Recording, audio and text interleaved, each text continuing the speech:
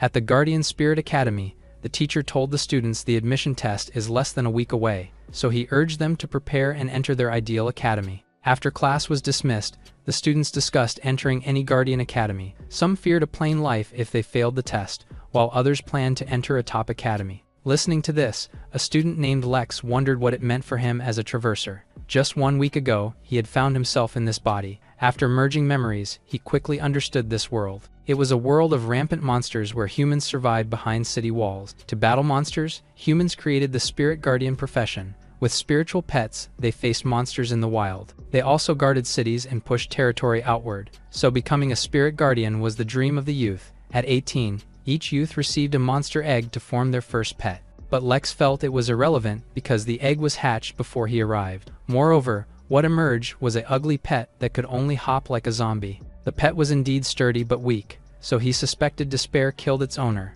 Aside from that, he now felt like an outcast compared to other traversers with cheats. But his thoughts broke when someone grabbed him and told him not to overthink. He was also reminded that a simple office life was not bad. Yet Lex brushed off Chen's comfort, since Chen is lucky with his top-tier wind wolf. Unexpectedly, he was notified that his pet's growth unlocked the Guardian Spirit system. Lex was momentarily stunned by this, then quickly filled with excitement, since the long-awaited cheat had finally arrived. However, a voice calling his name snapped him to reality. He then saw Chen looking all worried, so he assured him he was fine. With that, Chen urged him to work hard and maybe enter a low-level academy. However, he responded that there was no need to worry, since with the system now, a low academy no longer satisfied him. But his remark made a student laugh instantly. The student named Luke then said Lex can't enter the academy with his zombie pet. Hearing this, Chen reminded Luke not to rely on his family to bully, but Lex stopped him. He stressed the Liu family's strength in Tian City made resistance unwise, so he advised him to hold back until he entered a top academy. As they left, Luke's group mocked them, and Luke boasted he'd take the advanced test. Later outside, Chen said he was off to train, and Lex replied he'd head home first, since he planned to go home quickly to test the Guardian Spirit system. When he arrived home, he immediately began calling for the system. It responded and informed him it could evaluate pets and help them level faster. Hearing that it could rapidly upgrade his pet, he eagerly opened his profile. Once it opened, he accessed his spirit pet's information. There he saw the detailed status of his rank 2 black-eyed zombie. He then marveled at the evolution option and wondered if his zombie could grow stronger. In this world, a pet's evolution greatly boosts its growth, where growth potential was classified into 8 ranks, from trash up to myth. Though myth was supreme, no spiritual pet attained it. Meanwhile, trash rank limited pets to rank 4 level 10, while mediocre rank allowed rank 5 level 10. Only epic pets reached 9 or 10, and legendary pets stood higher with greater skills. So, if his pet became the red-eyed zombie king, it might attain myth level. He then laughed, knowing the system made entry to a top academy possible. However, he quickly remembered to check the materials for evolution. As he examined it, he saw the system offered novice benefits. The system allowed his pet's first evolution free and gave 2 attribute points. He then looked at his pet and chose to evolve it. The moment he selected the evolve option, the zombie began to transform before his eyes. He watched as it changed from a small creature into the form of a young woman. Seeing this, he wondered if the drastic transformation meant he'd made a mistake. But after a short while, the evolution was complete. His pet then called him master and asked him to take care of her. Following that, he watched as she stood steadily on the floor. He also marveled at her beauty and became curious about her abilities. So he checked her attributes, knowing she'd soon hunt monsters with him. Her status showed a white-eyed zombie with much stronger stats. He also felt excited to see her advance to common rank and learned a skill. He then checked her bloodlust skill that let her recover and grow stronger by fighting. And even with cooldowns, bloodlust and damage reduction made her a strong frontline. After learning her abilities, he asked the system how to get skill points and talent points. It then explained he had 2 free points that could enhance both his pet and himself. Upon learning that he could even improve his own skills, he was astonished. Since Spirit Guardians required long practice and the Academy offered only basics, such as spiritual chain, shield, and vision, while advanced powers demanded cultivation. But upgrading himself was impractical, so he gave the points to his zombie. After choosing, he saw talents like damage reduction, regeneration, and berserker, so he then could not help but marvel at how powerful they were. After some thought, he chose high-speed regeneration, believing a zombie should heal fast, and once applied, she could recover unless killed outright. Yet he also knew pets could suffer fatal wounds, so regeneration was vital. Next, He picked Berserker with Bloodlust, letting her recover and strike harder. As the enhancements took effect, she smiled faintly. Lex saw this and grew confident, knowing her power could become terrifying, so he did not hesitate anymore and added the Berserker. After finishing the upgrades, he realized he could no longer call her Black-Eyed Zombie. He pinched her cheek and found her skin soft like a human. However, she blushed at his action and asked what he was doing. Startled by this, he apologized, knowing the word zombie might have upset her. He then decided to finally call her Chu and asked what she thought. In response, she nodded in agreement, so he quickly updated her profile name to Chu and she accepted. While doing so, he realized she now carried 4 skills. This made her stronger than equal pets, yet further growth required hunting monsters, so he finally decided that it was time to begin hunting. Lex's Federation was advanced, but used spiritual energy instead of fuel. This energy drove machinery, though vehicles were limited to city use, since monsters outside made travel perilous and driving alone fatal. Hence, cars dominated city travel while airships ensured safe intercity trips. Moreover, powerful guardians escorted airships, ensuring safety against most threats. The Alliance also used credit points as its only currency, like money in his past life. After paying the fare, Lex asked the driver to take him to the South Gate, but the driver still asked if he was from Tien's school, and warned the South Gate was dangerous, so he confirmed he was going out to hunt monsters. Tien City actually had 4 main gates, east, west, north, and south, where each is guarded by soldiers to prevent monster invasions. After some time,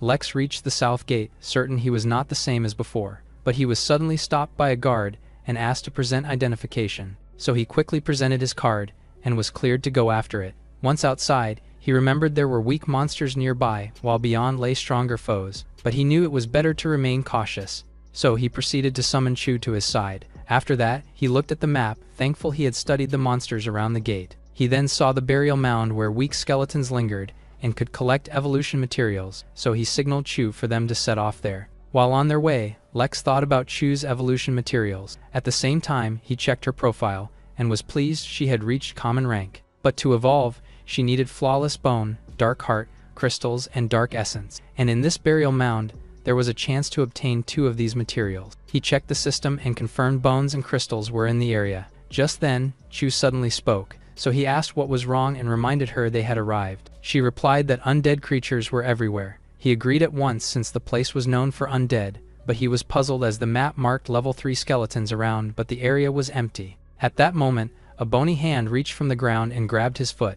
Soon after, more skeletons began emerging and reaching after him, so he immediately ordered Chu to deal with them. But the system suddenly issued a new mission. He was tasked to eliminate 20 skeletons with a reward of 50% pet experience. He was taken aback by the generous reward, and quickly commanded Chu to attack with her sharp claws.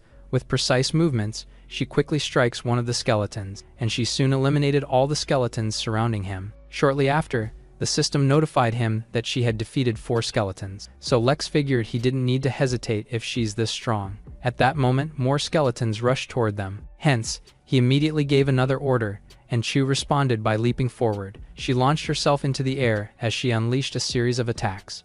As he watched, Lex recalled her claws carried corpse poison, but it had little effect on skeletons. Yet Chu still managed to crush the skeletons with ease, as they were far below her level. His mission then advanced quickly with 6 skeletons down in 6 minutes. However, they soon noticed another skeleton rising nearby. Both of them were slightly taken aback. As more skeletons began emerging and rushing toward them, Chu coldly raised her hands once again, and with a swift strike, she eliminated 3 of them at once. Not long after, Lex's mission ended, and he gained experience points for Chu's level up. The moment he activated the upgrade, her body glowed faintly as her level increased. He then checked her stats and was surprised she had gained 1 level. The system also informed him she reached level 3, and he gained 1 free point. Knowing that strengthening her is a priority, he decided to invest the point in her. Without delay, he improved her defense against magic. Afterward, he told her the map showed elite skeletons nearby, and they would search. Upon hearing this, she responded with a smile. Later, deep within the forest, Lex stopped when he spotted a figure nearby. Upon closer inspection, he confirmed that it was a skeleton soldier. Unlike the others, it carried a sword and looked more fearsome. As he observed the skeleton further, he noticed another person nearby. It was a girl standing there with a calm expression, so he instinctively chose to hide and watch the situation unfold. The skeleton soldier charged forward, But the girl showed no concern, and Lex realized it was actually Jane. He continued watching and noticed that she was waiting for the skeleton to approach. However, what puzzled him was that her spirit pet was nowhere in sight. Just as he tried to understand it, something appeared above him. At that moment, Jane summoned her earth dragon. As soon as she spoke, a rare earth dragon appeared behind her. She then raised her hand and ordered it to deal with the enemy. In an instant, the dragon surged forward and confronted the skeleton soldier head-on. With a single flick of its tail, the skeleton's body was quickly broken off. Soon, its body quickly fell into the ground. Lex, on the other hand, watched the scene in astonishment. Yet the dragon did not stop there, and it let out a loud growl. Its fierce gaze locked onto the skeleton and raised its claws towards it. The skeleton sensed the danger and could only look up. Soon, the dragon's claw slammed down. Then a faint purple mist began to rise from the broken body. Jane calmly took out a vial and guided the mist into it. Lex saw the soul fire appeared, and Jane's prepared vial confirmed her family's power. On the other side, Jane gently patted her dragon and praised it. Then she turned around and called out for Lex to come out from hiding. Hearing this, Lex confirmed she was really the talented Huo heir who's already at 7th level. So he finally stepped out and was asked who he was and why he hid. Lex tried to claim he was only passing when Jane surprised him by calling him by his name. She then explained she had heard of him whose first spirit was a zombie that could not evolve. Lex stayed silent, but she continued to ask what he was doing alone in the burial mound. He then replied curtly that it was none of her business. The dragon, hearing his tone, became visibly irritated. It suddenly approached them, causing both of them to glance at it in confusion. In the next moment, it directed its hostility toward Lex, which startled him. Jane laughed lightly at the reaction, but she quickly stopped her dragon from scaring Lex. She even continued praising it while Lex steadied himself. After that, Jane called out to him again, so he turned around. She kindly reminded him the place was dangerous and advised him to leave, but he refused firmly, insisting he could handle himself and she need not worry. With that, he decided to leave and wondered if she still thought him useless. Jane watched silently as he walked away. So her dragon turned its gaze toward her. She frowned, noting her kindness was dismissed, and resolved to see what he planned to do. She then sealed her dragon, thinking few 3rd graders would enter alone, especially Lex. Precisely because of that, she wanted to find out what he was really up to. Later on, Jane began to follow him from a distance. Lex noticed her presence and wondered what she was doing. When he glanced back, he saw that she looked slightly annoyed. Lex ignored her and moved forward until a skeletal hand grabbed his foot. Immediately after, multiple skeleton soldiers began emerging from the earth. He frowned seeing this and wondered if he had walked into a trap. After all, such a large number of skeletons appearing at once was weird. Jane also saw him in trouble as 3 skeleton officers and soldiers surrounded him. At that moment, one of the skeleton officers charged forward and swung its sword at Lex. Facing the incoming attack, he quickly raised his hand and summoned his spiritual pet.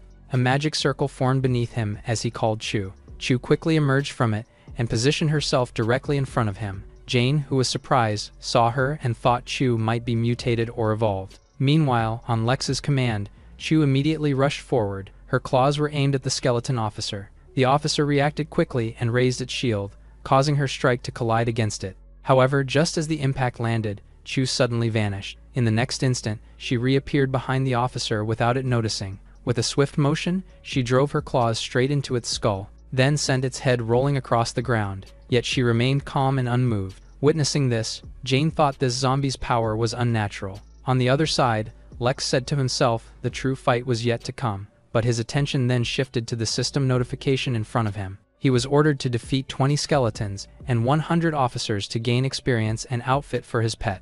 Seeing this, he felt excited but admitted defeating 100 officers would be hard. But before he could think further, more skeletons rushed toward them. Seeing the overwhelming number, he immediately ordered Chu to activate her berserker skill. Blood then began to trickle from the corner of her mouth, and her aura surged dramatically. Jane heard this and thought berserker drained health for power, and found it unsettling in a zombie. Meanwhile, Chu's attributes had already risen significantly, so she charged straight into the horde of skeletons without hesitation. In a short span of time, the ground was littered with shattered bones. Chu then turned her focus toward the skeleton officers. Lex saw this and decided to test his spiritual chain ability. Several chains quickly appeared around the officer. Then it soon bound it in place and prevented it from moving. After that, Lex completely subdued the skeleton officer, so he then signaled Chu to finish it. She quickly used her enhanced speed and she rushed forward. With a focused gaze, she twisted her body and delivered a powerful kick. Her foot struck the skeleton's skull, and sent it flying straight into the surrounding skeletons. The impact caused them to scatter and collapse into disarray. Jane then felt unsettled seeing Berserker could challenge her dragon. Meanwhile, Lex felt extremely satisfied with this great surprise. So without delay, he ordered Chu to end the battle quickly. Chu immediately shifted her attention to the remaining enemies. Locking onto her targets, she dashed forward after the skeleton officer. Her claws shot toward its head and shattered the skull in a single strike. The remains of the officer also crumbled to the ground, but she did not pause and swiftly turned to the remaining skeleton soldiers. In a short time, all of them were eliminated with their bones scattered across the ground. Jane was then shaken by Chu's power and thought Lex could be his rival in entering the top academy. However, she was unwilling to accept defeat and decided to withdraw for now. On the other side, Lex began inspecting the remains of the skeletons. Picking up one of the skulls, he wondered why no loot appeared after so many kills. He then tossed the skull aside and wished for auto-collection. At that moment, the system flashed a message that it had detected his needs. A mission was issued to reach rank 2 and unlock auto-collection with a mystery reward. However, he was still at rank 3 and had to gather items himself. After searching for a while, he noticed something shining among the remains. He looked closely and realized it was a flawless bone. His eyes lit up as he grabbed it, knowing it was needed for Chu's evolution. Then he stored it and admitted the first material was simple to obtain. After that, he checked the system and saw flawless bone and darkness crystal were in the burial mound. So he told Chu to keep searching, as many targets remained, and she agreed. A few hours later, she continued fighting against more skeleton soldiers. However, the prolonged battle had clearly exhausted her. Seizing the opportunity, a skeleton officer charged toward her with its sword raised. But before the enemies could reach her, her body was suddenly enveloped in a red aura. The energy intensified, and she vanished from sight. An instant later, she appeared overhead them and brought her clasped hands down. The impact sent the skeleton's skull flying as it was crushed in a single blow. Once the battle ended, Lex casually stepped on a skull, but his attention quickly shifted to the system notification. He was told he earned 50% experience and Chu's special attire. He then saw Chu's experience at 80% and almost unheard of speed. In addition, he gained an outfit offering strong defense and automatic cleaning. So he summoned Chu, whose clothes were ripped in the fight. Then he handed her the new outfit and asked her to change into it. Upon receiving it, she agreed without hesitation. As she changed, her previous clothing disappeared, which caught Lex off guard and caused him to feel embarrassment. Soon after, the new garment gradually formed over her body. After a short while, she had fully equipped the bloody outfit. Lex wasted no time and had her tested in combat. As new skeletons emerged, she rushed forward and pierced them with her claws. Lex watched with satisfaction knowing the garment repaired itself, so she can use it to fight for a while. With her new equipment, Chu charged through the incoming skeletons once again. She soon leveled up, and Lex was amazed she reached level 4 in a day. At the same time, the system congratulated him and notified him that he had gained another free point. But since it was late and monsters grew stronger at night, he chose to return. He led the way home, telling Chu to follow, and she did. Later that night, Lex lay on his bed, reviewing the system. He saw how far they had come but pressed on, knowing the academy test was only days away. With that in mind, he drifted off with the thought of requesting leave tomorrow. Meanwhile, outside a mansion, multiple spiritual chains were scattered in the air. They all came from Jane, who was training by binding a dummy. However, she soon grew tired, yet determined not to lose against Lex. At that moment, her father arrived and asked why she was still awake so late. She quickly told him that she had seen an evolved zombie that day. However, he dismissed her claim, insisting that zombies could not evolve. He then reassured her that the selection mattered, but she need not pressure herself. Hearing this, she finally calmed down and her father urged her to sleep. 3 days later, outside a high-rise building, Lex stood feeling all confident, since today was the day of the academy selection. At the same time, multiple aircraft arrived at the mayor's mansion, while numerous cars made their way along the roads toward it. Soon, the entire area was filled with vehicles. Chen saw this and marveled at the airships belonging to the academies. After a while, Mayor Kong showed up, saying he had awaited their arrival. Several representatives saw him and stepped forward to greet him. Fred of Qing Academy, rank 7 level 8, even bowed respectfully. Meanwhile, Tom of Bai Academy apologized for the inconvenience of their arrival. As Mayor Kong replied that the journey must have been tiring, a woman stepped forward. She introduced herself as Lily from the Huo family, representing Xuan Academy, and wanting to meet the rumored genius girl. Hearing this, Kong greeted her warmly. He also agreed Jane of the Huo family was a genius among the younger generation. However, Hana from the Zuju Academy urged him to start, and he agreed to head to the trial. Meanwhile, at the examination grounds, the students had already gathered. Among them was Chen, who was searching for Lex. Unable to locate him, he thought Lex might have abandoned the trials, but to his surprise, Lex suddenly appeared and called out to him. He even greeted him casually and asked if he was late. Chen then hit him, asking where he had been since he thought he was dead. He quickly explained he spent days cultivating, and Chen noted he seemed different. Hearing this, he explained it was likely due to an impending offer from the top academy. However, the crowd laughed at him, saying he should not dream so big. Some even claimed his pet would embarrass him, and he would remain just an ordinary person. Still, he declared they could laugh now, but not afterward, leaving Chen puzzled. But their talk ended when a student announced the arrival of the representatives and the mayor. The front stage opened and a portal appeared. Moments later, the mayor and representatives emerged from it. Kong immediately observed their liveliness and told his aide to proceed. Thus, he ordered everyone to remain quiet, as the trial was about to start. Hearing this, Lex muttered that they must wait for his performance. Soon after, the teacher began explaining the contents of the trial to them. He announced the trial had 2 parts, the first being survival in a secret domain. Only those who survived the first stage advanced to combat. In this stage, students were split into groups and fought battles where winners advanced. He also added that the top 10 would enter the top academy, or a high-ranking one. Moreover, he reminded everyone not to push too far since it could cost them their lives. Suddenly, a girl asked if death was possible, and he said survival depended only on themselves. Unease spread among students, but Lex was excited to face it. At that moment, his attention was drawn to a new system notification. He was tasked to complete the first recruitment trial for 3 crystals, which shocked him. But he realized the domain held only rank 1 beasts, which posed little problem. Just then, he heard another student shout that the person at the front was Jane. Jane on the other side was scanning the crowd, searching for Lex. Meanwhile, the crowd talked about Jane being seated and observed by top academies. Lex heard this and grew more determined to prove he was the true genius. After a while, the students' attention returned to the stage. Mayor Kong silenced them and raised his hand to form a portal.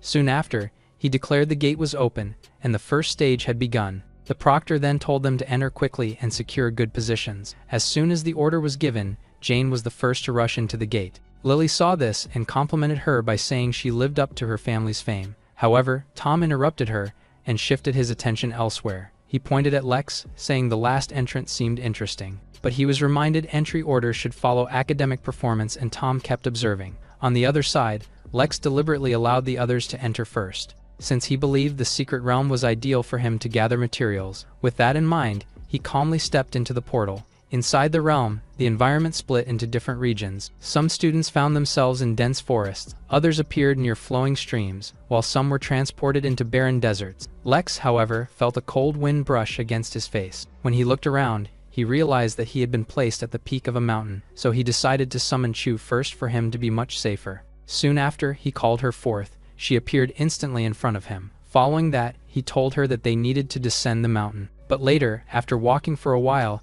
he noticed he had met no participants or monsters. Just as the thought crossed his mind, a sudden presence appeared behind them. A loud noise followed, forcing him to cover his ears. When he finally looked up, he saw a large bird letting out a fierce roar. He saw it was a steel-winged bird that is usually ranked 4, but this one is still an infant, so he decided to order Chu to deal with it. Upon receiving the command, she acknowledged it and extended her claws. In the next moment, she leaped forward and rushed directly at the bird. With a single strike, she slashed through its feathers. The bird let out an angry cry, but it still retreated, and Lex laughed, saying it would not be lucky next time. Setting that aside, he told Chu it was unfortunate she can't fly, and he thought of getting a flying pet.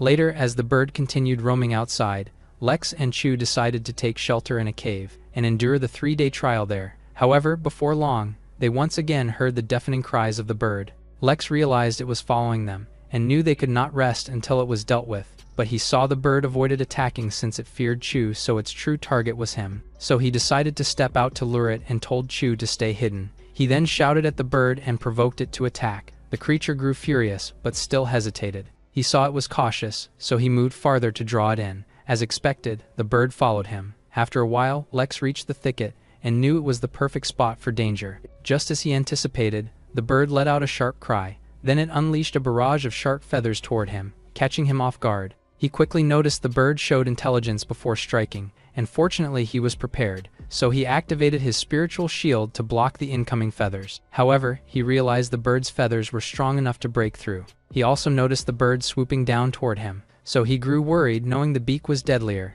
and his level 1 shield might fail. Without hesitation, he switched to his spiritual chains. The chains shot upward and wrapped tightly around the bird's body. Trapped and unable to move, the bird struggled violently. Lex saw this as an opportunity and called for Chu to finish it off. She then quickly appeared midair and replied that she understood, and without further ado, she extended her claws. The bird saw this and attempted to retaliate. It flinged its sharp feathers toward her, but her expression remained calm and resolute. With a single decisive strike, she cut it down and ended the fight. Lex then looked at the fallen bird, saying it can't fly now, and moved to check its materials. As he picked up the head, he noted the materials were valuable, but not needed now, including its feathers, talons, and beak, so he needs to level up to the second stage first. Setting that aside, he told Chu the neck meat was a delicacy, and they could have a good meal. So, as they returned to the cave, he questioned if zombies preferred raw or cooked food, but Chu did not understand. Back in the arena, many observers had witnessed the battle between Lex and the bird. Lily was among them and was impressed that he defeated the creature so easily. Tom also praised Lex's youthful strength, and Fred mentioned Lex's humanoid spirit pet. But while Hannah said her academy only took girls, the mayor's aide arrived with information. Kong casually took a sip of his drink as he reviewed Lex's background. Not long after, his eyes widened in shock, and he even coughed as he processed what he had discovered. Lily, who had also examined Chu's profile, was surprised to learn that she was actually a zombie. Hearing this, the others looked at the information in disbelief. Tom then thought Lex's zombie had evolved, but Hannah said zombies could not evolve. Even so, he found the situation intriguing. So he turned back to the monitor, saying everything will be revealed if they recruited Lex. Back in the secret realm, a large python coiled itself around a rock pillar. Lex hid under it, and was convinced the place was safe since the snake kept others away, so he trusted the python's scent to shield him and keep him safe for 3 days. However, the smoke nearby made him think fools lighting fire at night is courting death. Meanwhile, the smoke came from Lex's side, and he tried to share the food with Chu, but she refused. So he opened his mouth wide and took a bite of the roasted bird. He was even moved by the taste as the meat proved its fine reputation. While he enjoyed his meal, Chu watched him with a curious expression. However, her focus shifted as she sensed something unusual. The area was silent with only wind blowing, yet red eyes glowed in the bushes, so she stepped forward to investigate. Moments later, a white wolf emerged, followed by several gray wolves. Seeing this, she immediately extended her claws and prepared to protect Lex. Lex then tossed the meat aside and welcomed them to gain experience. The Wolf King at level 7 then led the pack and stared with sharp fangs. It also stood larger and more imposing than the gray wolves around it. Lex knew this was no ordinary foe and told Chu he relied on her. At that moment, the Wolf King growled and the pack quickly charged. Chu on the other side stood ready, with her claws flashing. With swift movements, she cut through the gray wolves that rushed at her. However, another wolf suddenly appeared behind her, so she struck it away with a powerful kick. At the same time, the Wolf King made its move and targeted Lex directly. Its speed was astonishing as it leaped toward him. Startled by this, Lex instinctively called for Chu. Chu reacted instantly by turning back. She stopped the attack and caught the Wolf King's jaws with her bare hands. However, the remaining wolves pressed forward too, so she was forced to throw the Wolf King aside first. Then she unleashed slashes at the gray wolves and the Wolf King. As a result, the Wolf King was forced to distance itself from her. After all, it's now wounded with its right eye scratched by her attack. Lex witnessed all of this and praised Chu, while recognizing her higher level of 9. Just then, the Wolf King began to let out a frenzied roar. Its expression turned ferocious, and its eyes shifted to a deep red. Without hesitation, it rushed toward them at top speed. However, Chu managed to leap away before it could strike her. She immediately countered by kicking it hard in the chest and sending the Wolf King flying to the other side. After that, Lex verified its death, then moved to examine it. He then retrieved the heart and dark blood essence for Chu's evolution from it. Meanwhile, outside, observers marveled at Lex's power, yet also recalled his useless reputation. Lex's professor was also confused and questioned if it was truly his pet. After a while, the portal gate opened and released a participant who called for help. Kong saw that he was injured and ordered the medical staff to come. Yet, as the student was carried away, he pleaded for another chance to continue participating. The teacher then sighed, knowing these dangerous trials often reduce students to ordinary lives, so he glanced at the monitor, knowing one more minute would give them another chance. Meanwhile, Fred raised his hand, wanting Lex, but Tom said he found him first. Yet their attention shifted to Lily, who began to speak. She remarked it was surprising, and that Lex's pet was powerful. Fred also admitted Chu had power, yet Kong told them to stay calm until the test ended. Hence, he urged them to continue observing the situation inside the realm. Back in the cave, Lex knew the Wolf King's blood would draw monsters, so he and Chu left. Just then, Chu suddenly informed him that something was wrong. Lex noticed her turning around and quickly asked what had happened. Nearby, they saw a participant running away from a python. The python was extremely fast at level 9, and Luke could only curse as he fled. Due to this, Lex soon recognized that the person running was Luke. Meanwhile, Luke grew frustrated knowing his snoring had awakened the python. But before he could say more, the python's gaze grew savage. It also began to unleash venomous liquid toward him, forcing him to shout desperately for help. In his panic, he tripped and fell to the ground, while continuing to call out. At that moment, he spotted Lex nearby and was surprised he was still alive. However, he saw Lex's arrival as perfect, since he planned to drag him down too. So, he ran again, drawing the python toward Lex. Lex saw this and began to wonder if Luke had lost his mind. Suddenly, Luke leapt forward with the python behind and shouting Lex must die. Before being devoured, he triggered the portal saying Lex would not escape hardship too. The python's jaws then slammed into the ground due to this. At the same time, another portal appeared in the venue outside. Luke emerged from it and fell heavily onto the ground. A teacher approached him and urged him to have his severed arm treated, but he refused and shouted for the teacher to leave him. A menacing smile even spread across his face as he vowed to stay and watch. He then turned his gaze to the monitor, cursing Lex and eagerly anticipating his death. Meanwhile, at the stage, Hana looked at the python asking if Lex could defeat it. Fred quickly argued Lex had no chance since the python is at level 9. Unexpectedly, Tom proposed making a bet and offered 50,000 federal points, where he confidently said that Lex would win. Fred accepted the same wager but bet that Lex would run away. Hana also agreed retreating was wiser and placed her bet. After her, Tom turned to Lily and asked for her bet, so she calmly replied that Lex would be killed. The others then laughed, calling her cunning, then asked the mayor for his wager, but he refused. Back in the realm, the python made Lex understand he's at a disadvantage even with Chu. He also knew his level 1 spiritual skills were useless against such a monster. To boost his chances, he upgraded his spiritual skill through the system. He then saw the level 2 chain demanded twice the energy and lasted 3 full activations. So, while the python releases poison, he prepares to strike at the perfect moment. He also began running to avoid the poison and reminded Chu to stay alert. Still, she decided to charge toward the python, but it easily evaded her attacks. Lex was surprised and warned her to be careful of the corrosive poison. At that moment, the python released its venom toward her, so she was forced to step back quickly to avoid it. To their surprise, it also began releasing poisonous gas. Lex realized the danger and raised his hand to finish it quickly. His spiritual chain then appeared and wrapped around the python. After restraining it, he called out to Chu to have her finish it off. She quickly rushed forward without hesitation and delivered a precise strike that hit the python directly in the head. The chain tightened further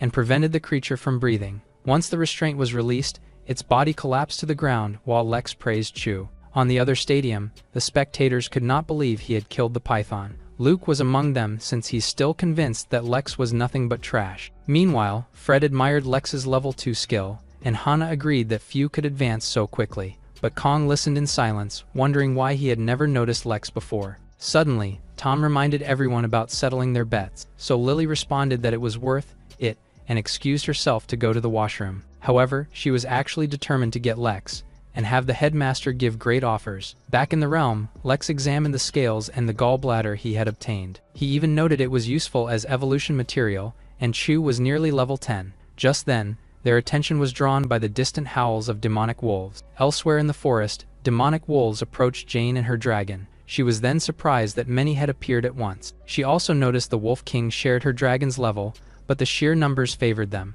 Before she could think further, the Wolf King howled, and the gray wolves rushed forward. The Earth Dragon then immediately braced itself. Before the wolves could reach it, it released a powerful roar that sent several of them flying. It also spread its wings and knocked away those attacking from the sides. Despite this, one wolf managed to slip through and bite into its body. So the dragon roared in pain, and the sound forced the wolves to hesitate. Jane grew anxious, knowing her dragon was strong yet lacked speed. Therefore, she ordered it to take flight and retreat. However, the Wolf King suddenly lunged toward them, so she was forced to command her dragon to fight back. The dragon unleashed another deafening roar, but the Wolf King managed to close the distance and bite into its arm. Jane panicked at the sight and asked if it was all right. At the same time, she saw wolves rushing up and she began to fear this was the end. but the dragon's pain growl snapped her back to her senses. She realized quitting the trial was better than losing her dragon. Unexpectedly, the incoming wolves were sliced apart before her eyes. She then watches the Wolf King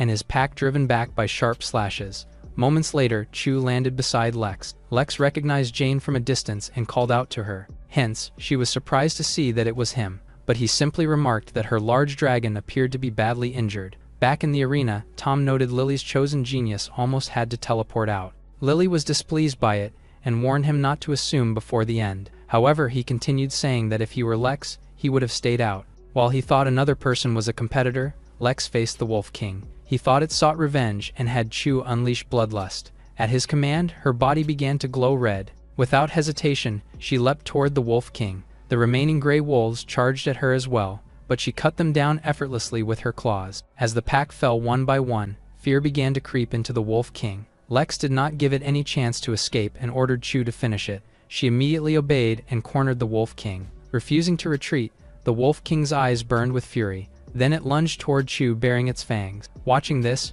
Jane was stunned by the clash, but Lex shouted for her to duck.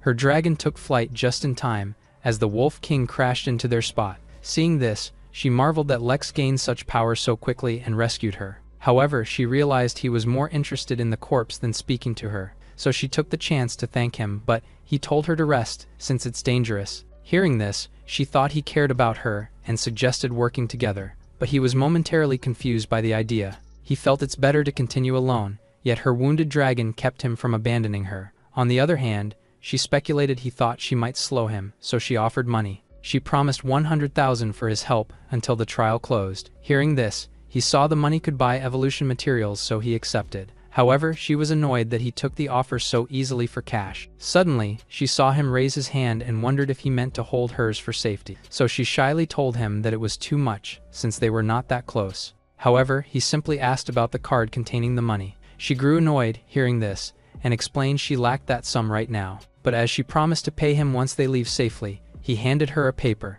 He calmly explained a contract was needed and instructed her to sign it. She quickly snapped, hearing this, and questioned if he truly had to go that far. However, he stayed expressionless, and asked if she would sign, so she had no other choice but to sign the document. Then she handed it back to him, asking if he was satisfied. He accepted it and assured her she could relax as he would keep her safe. After all, she was worth 100,000, but his words irritated her. Yet he showed no concern, and took materials from the corpse before finding safer place. Back in the arena, everyone watched the scene unfold. Lily even said luck favored the Huo daughter, while Tom noted Jane was fortunate to have Lex. Fred also said he had not foreseen Lex's power, and Hannah agreed his pet is powerful. After hearing them, Kong remarked that 4 of them now targeted Lex. Hannah confirmed this and said the principal already approved. Lily then teased Hannah for matchmaking Lex into the female academy, yet Hannah said it was fair. Suddenly, Fred wondered why Lex needed money, and Kong said it was from his poor rank and background. Hearing that he lacked both status and rank,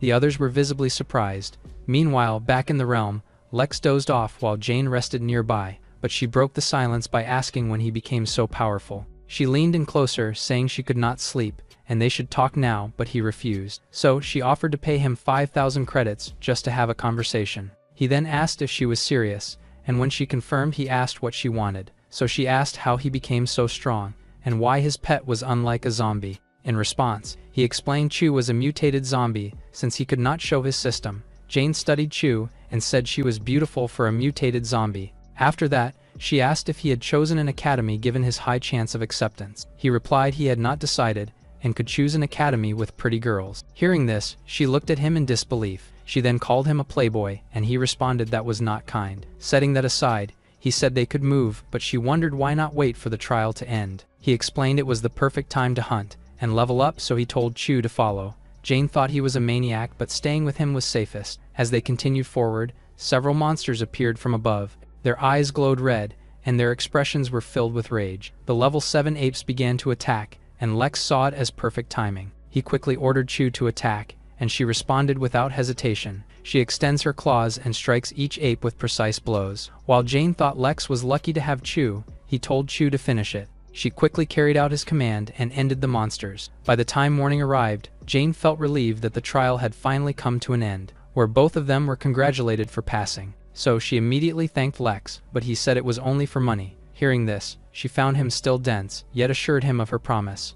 After confirming it, he opened a portal and said he must prepare for tomorrow. Back in the arena, about 82 passed and celebrated, while the rest left grieving. After a while, Lex came out and saw Chen, whom he quickly congratulated. Chen was also relieved he was safe, and reassured him failure was fine. But to his surprise, Lex showed him his pass card that confirms his success. However, their exchange was cut short when Kong congratulated the passers. The others nearby assumed that Kong had come for Shane, the genius of their academy. Shane from the Lee family even came up and greeted the mayor. So Kong told him to rest and send regards to his father, which Shane acknowledged. Afterward, Kong turned to Lex to confirm if it was him, and Lex said yes. Chen and Lex then listened as he told him to rest and prepare. Once Kong left, Chen asked if Lex knew the mayor, but he said no. Setting that aside, he told Chen to treat his wounds while he went to rest. Not far away, Shane asked about Lex, and his friends said Lex and his pet were known trash. However, Shane did not believe it, and vowed to uncover Lex's power in the next trial.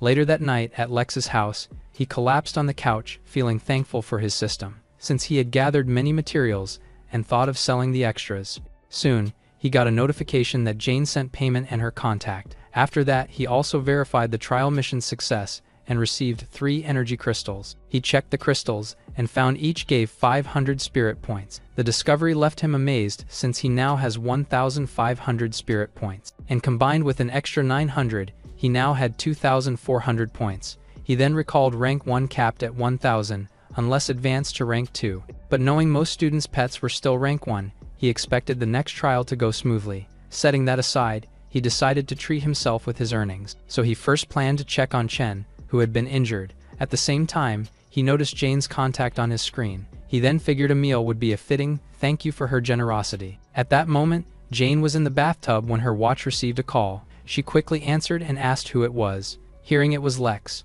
she listened as he invited her to dinner with his friend. In excitement, she asked for the agreed location and wanted to say more, but the call dropped, so she felt annoyed that he had the audacity to hang up on her. Later, outside the restaurant, Chen questioned the spot, so Lex said they will be celebrating. He also said another would join, but Chen knew he had no other friends, so he gestured for Chen to look toward the incoming car. Before long, it stopped right in front of them. Then Jane stepped out and greeted Lex. Chen was flustered upon realizing who it was, while Lex calmly greeted her. After that, he introduced Chen to Jane, even though Chen already knew her. So Chen greeted her kindly, and she answered while Lex suggested they enter. Before entering, Jane was even welcomed by the restaurant management. Soon after, they were led to a private room with many dishes. Chen was amazed by it, and Lex told him to relax since it was his treat thanks to Jane. Yet she brushed it aside, saying she was happy to be his friend. On the other hand, Chen lost interest in their talk and focused on the food. So Jane finally urged them to start eating, and Lex agreed.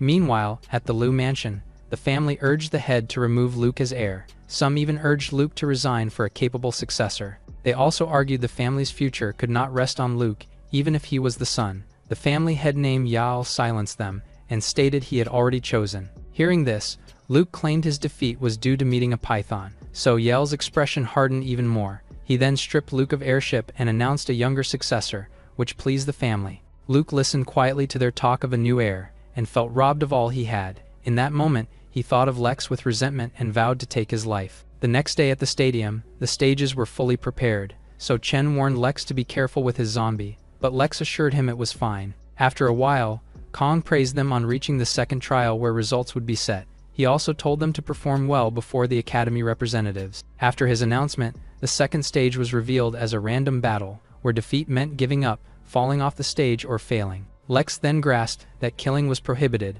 but permanent disabilities were accepted in the trial. Before he could think more, Kong announced the start of the battle. A screen soon showed the ring assignments, and Lex was picked first. At that moment, his attention shifted to a notification from his system. He got 6 missions with EXP for each win, and rewards for top ranks. But his thoughts were interrupted when he was called to enter Ring 4. He then apologized to the referee, and was reminded to mind the time. Moving forward, he faced his opponent Carl without knowing his abilities. Carl, however, appeared smug, glaring at him with confidence. Without further ado, he summoned his spirit pet Unirose. So Lex responded by summoning Chu, who swiftly appeared behind him. Her beauty quickly captivated the audience, who doubted her spirit pet status. But they saw her imprint that proved she was a spirit pet, which sparked envy for such beauty. Lily then pointed out Lex's pet drew all eyes, and Hana agreed that it made others envious. Back on the stage, Carl stared at Lex with a hint of unfamiliarity. Thinking that he was just another useless contender, he ordered his Uniros to get rid of Chu.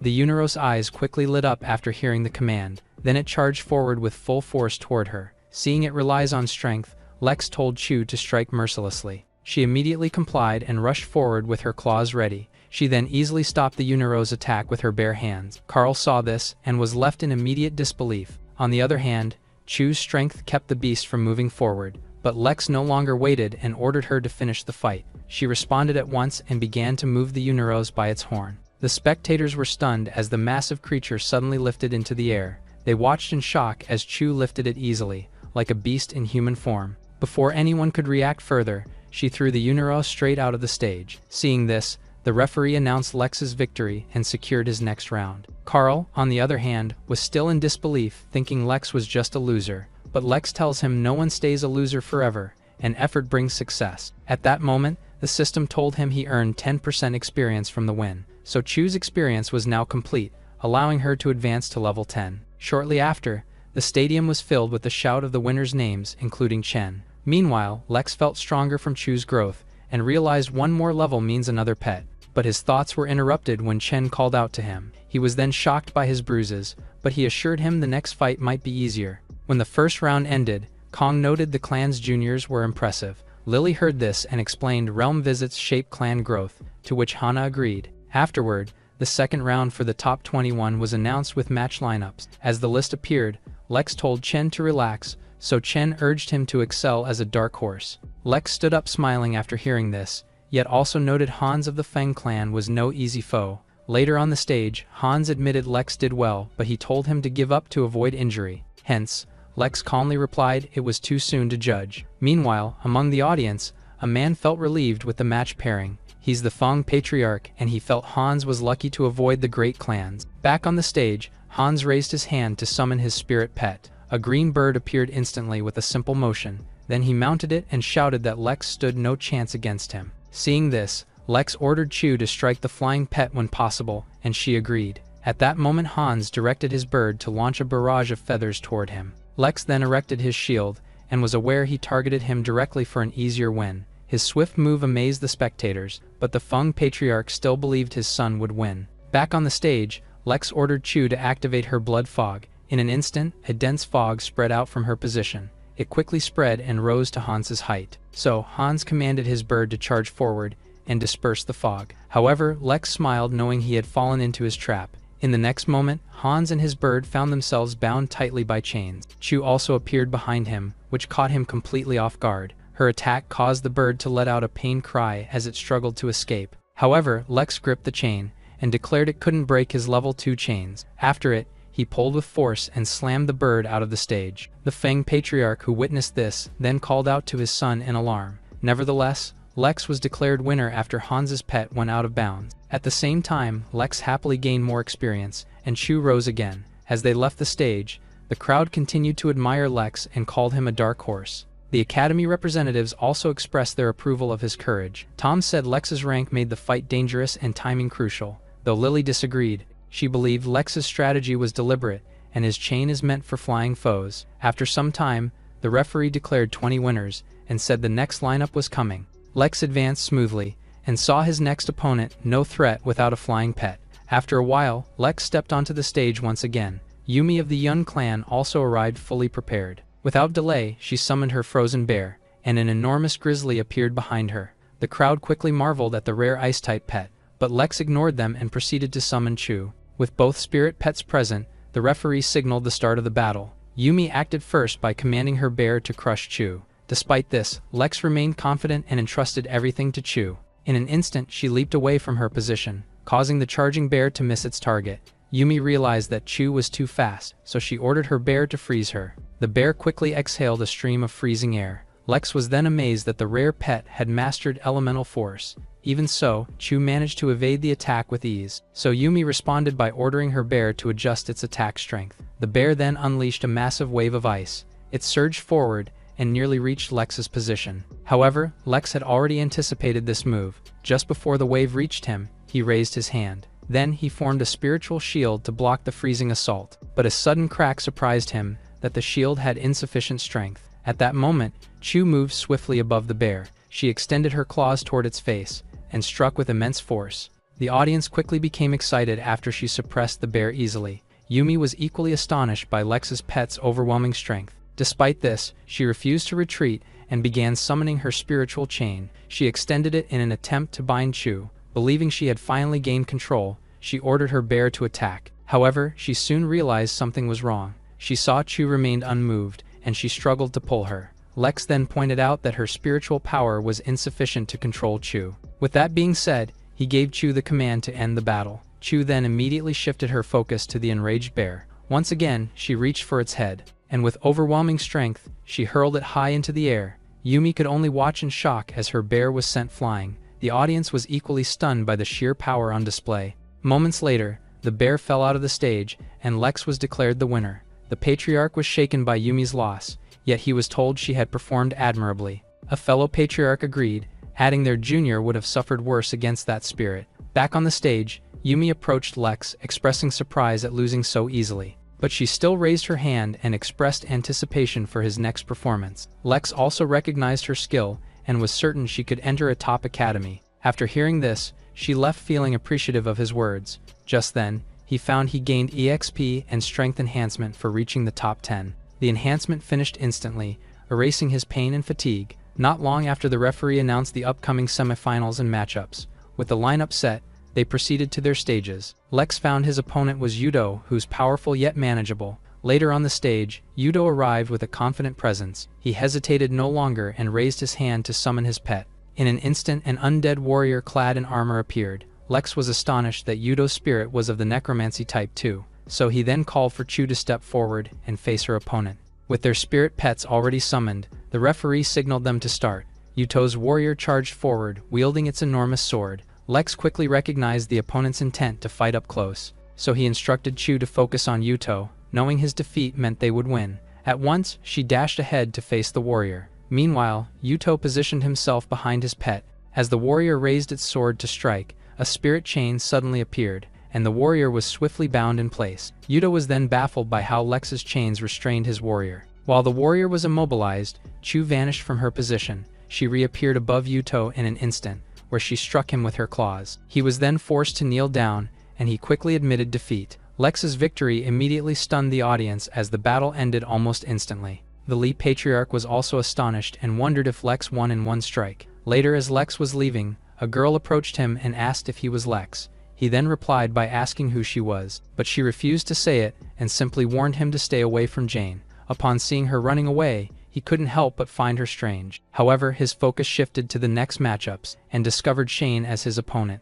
Meanwhile, the representatives grew excited for the semifinals. Hannah even watched closely, while Fred commented Shane was also strong. On the stage, Shane noticed Lex and felt fortunate to finally face him. He acknowledged Lex's earlier success, but he thought this match was harder. Lex then responded calmly and proceeded to summon Chu. Shane was irritated by the response and summoned his rock warlord. Seeing it was rock type, Lex realized Chu's vitality absorption would be useless. Soon after, the referee signaled the start of the battle. Shane immediately took action and commanded his warlord to cast a stone prison. He was sealed at once and challenged Lex to break his defense. The crowd saw this and viewed the move as both impractical and effective against Lex, but Shane ignored them and called his warlord, wherein he ordered it to demonstrate its strength. The warlord advanced and struck the ground, sending a massive rock hurtling toward Lex and Chu. Lex quickly dodged and acknowledged the creature's formidable power. He then summoned his chains in an attempt to bind it. The chains successfully restrained the warlord, but its immense size made it impossible to move, so he relied on Chu and had her launch the next attack. She then used her speed to strike the warlord, but Lex saw its defense was too strong, and this forced him to rethink his plan. At that moment, the warlord broke free and charged toward Chu. Seeing the sudden turn of events, he quickly warned her to be careful. Chu heard the command and leapt out of the ground just in time. Murmurs then spread as many remarked on Shane's weakness against Lex. Across the stage, Shane proclaimed his true power and directed the warlord to transform. The warlord's eyes deepened into a fierce crimson glow. Lex sensed the danger and immediately ordered Chu to retreat. Before them, the warlord began to convulse violently. A sudden explosion burst from its body, which sent fragments of stone soaring into the sky. When the dust finally settled, Lex gazed forward with unease. He saw a humanoid figure of rock approaching them, Shane then revealed it's the warlord's peak skill that traded mass for agility and force. Hearing this, Lex was surprised by the hidden move but quickly ordered Chu to test it. Chu surged forward with astonishing speed. The humanoid warlord also met her charge head-on, where it raised its fist to strike. Chu answered in kind, and their fists collided in a violent clash, which sent shockwaves across the stage. But in the next instant, the warlord's fist shattered apart. Shane's expression froze in disbelief as he realized his pet had been overpowered. Lex paid no attention to his reaction and ordered Chu to finish the battle. Without hesitation, she rushed forward once more. Her claws lashed across the humanoid's face. Then she launches it high into the air. She even leapt from her spot to pursue it. Then she raised her left hand following that, and delivered a crushing blow to its abdomen. The impact sent the warlord to the ground, while Shane called out anxiously. Nevertheless, the crowd could only pity the humanoid and deemed the fight one-sided. Many even speculated Lex masked his ability, while others admired his remarkable pet. Watching all this, Lily remarked that Shane had still performed well, but Fred remarked that Lex's pet was likely already at rank 5 level 10. Kong heard this, figured the finals would be thrilling, and Lily agreed. After a short while, the referee officially declared Lex the winner of the match. At the same time, Lex was granted a contractable flying spirit egg that he wanted. Setting the thought aside, he stepped down, thinking of Jane and her battle. At that moment, Jane was facing a wind assault from a flying-type opponent, so she warned her dragon to stay alert. But her opponent already declared her intent to reach the finals. This opponent was Sophia, who promptly commanded her Storm Falcon to end the fight. In an instant, multiple tornadoes formed across the stage. They surrounded Jane and her dragon, leaving no escape. Watching this, Lex realized Sophia's strength and feared Jane would soon lose. Jane finally noticed her dragon suffering and anxiously asked if it was fine. But the collapse of her dragon led the referee to award Sophia the win. With a heavy heart, she told her father about her loss. However, he told her both winning and losing were normal and praised her effort.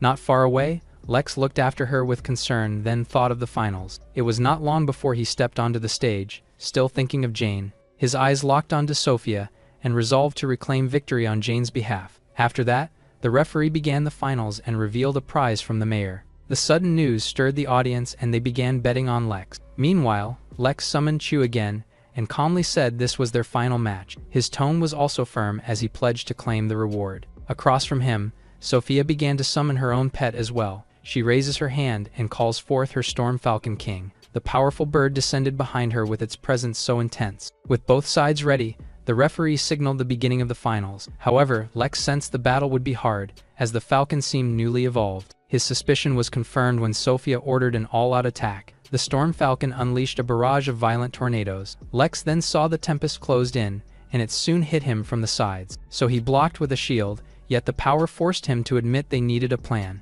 Meanwhile, Sophia noticed his second-level shield, so she urged the Falcon to press on. She raised her hand again, and commanded it to unleash a sonic burst. The Falcon responded instantly by conjuring powerful winds. Then it hurled them toward Lex with crushing force. The representatives saw this, and thought the Falcon's evolution raised the battle's intensity. So Hana wondered if the Falcon would win, but Tom was unsure, since he figured that Sophia seemed a bit too impatient. At that moment, Lex entrusted the fight to Chu, and she responded instantly. Suddenly, smoke filled the stage and blocked all view as she moved. Then, just as quickly as it had appeared, the smoke began to dissipate.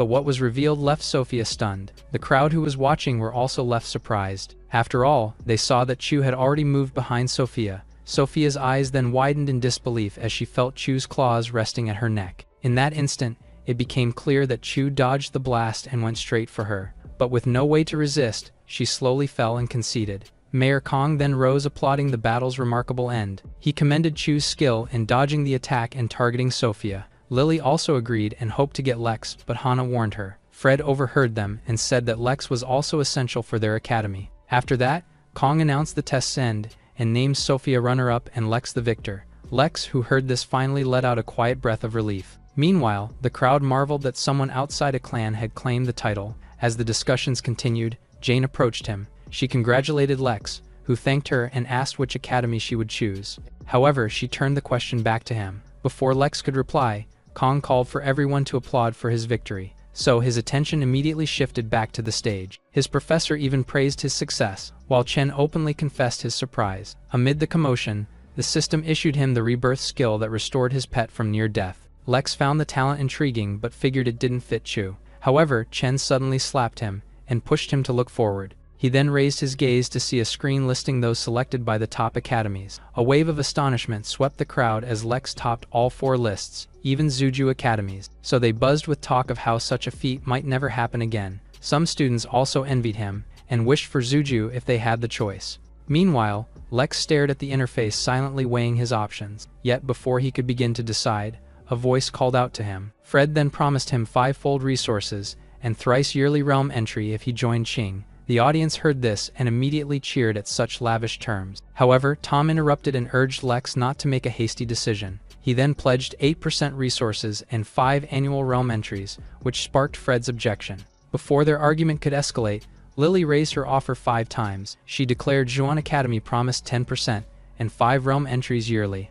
She also added that Jane was at Xuan, so they'd remain classmates. But her words left Lex momentarily baffled by Jane's unexpected inclusion. Jane herself was also startled and confused about being mentioned. Just as the tension continued to build, Hana stepped forward. She declared Zuju promised 15% and monthly realm access. On top of that, she announced he'd be the first male since the Academy's founding. Her remark quickly sparked envy since it's a female guardian academy with lavish rewards. Lex was also tempted, knowing 12 realm entries a year would speed his growth, so after a brief moment of consideration, he chose Zuju Academy. Once Lex's choice was confirmed, envy deepened as others lamented their lost chance. On the other hand, Chen enthusiastically honored Lex as the Academy's first male ever. But their conversation ended when Hannah approached congratulating Lex. She also looked at him and assured him that he had made the right choice. After that, she told Lex to prepare in a day for the Academy's airship and he agreed. She then finally left, while also assuring him he'd never regret his choice.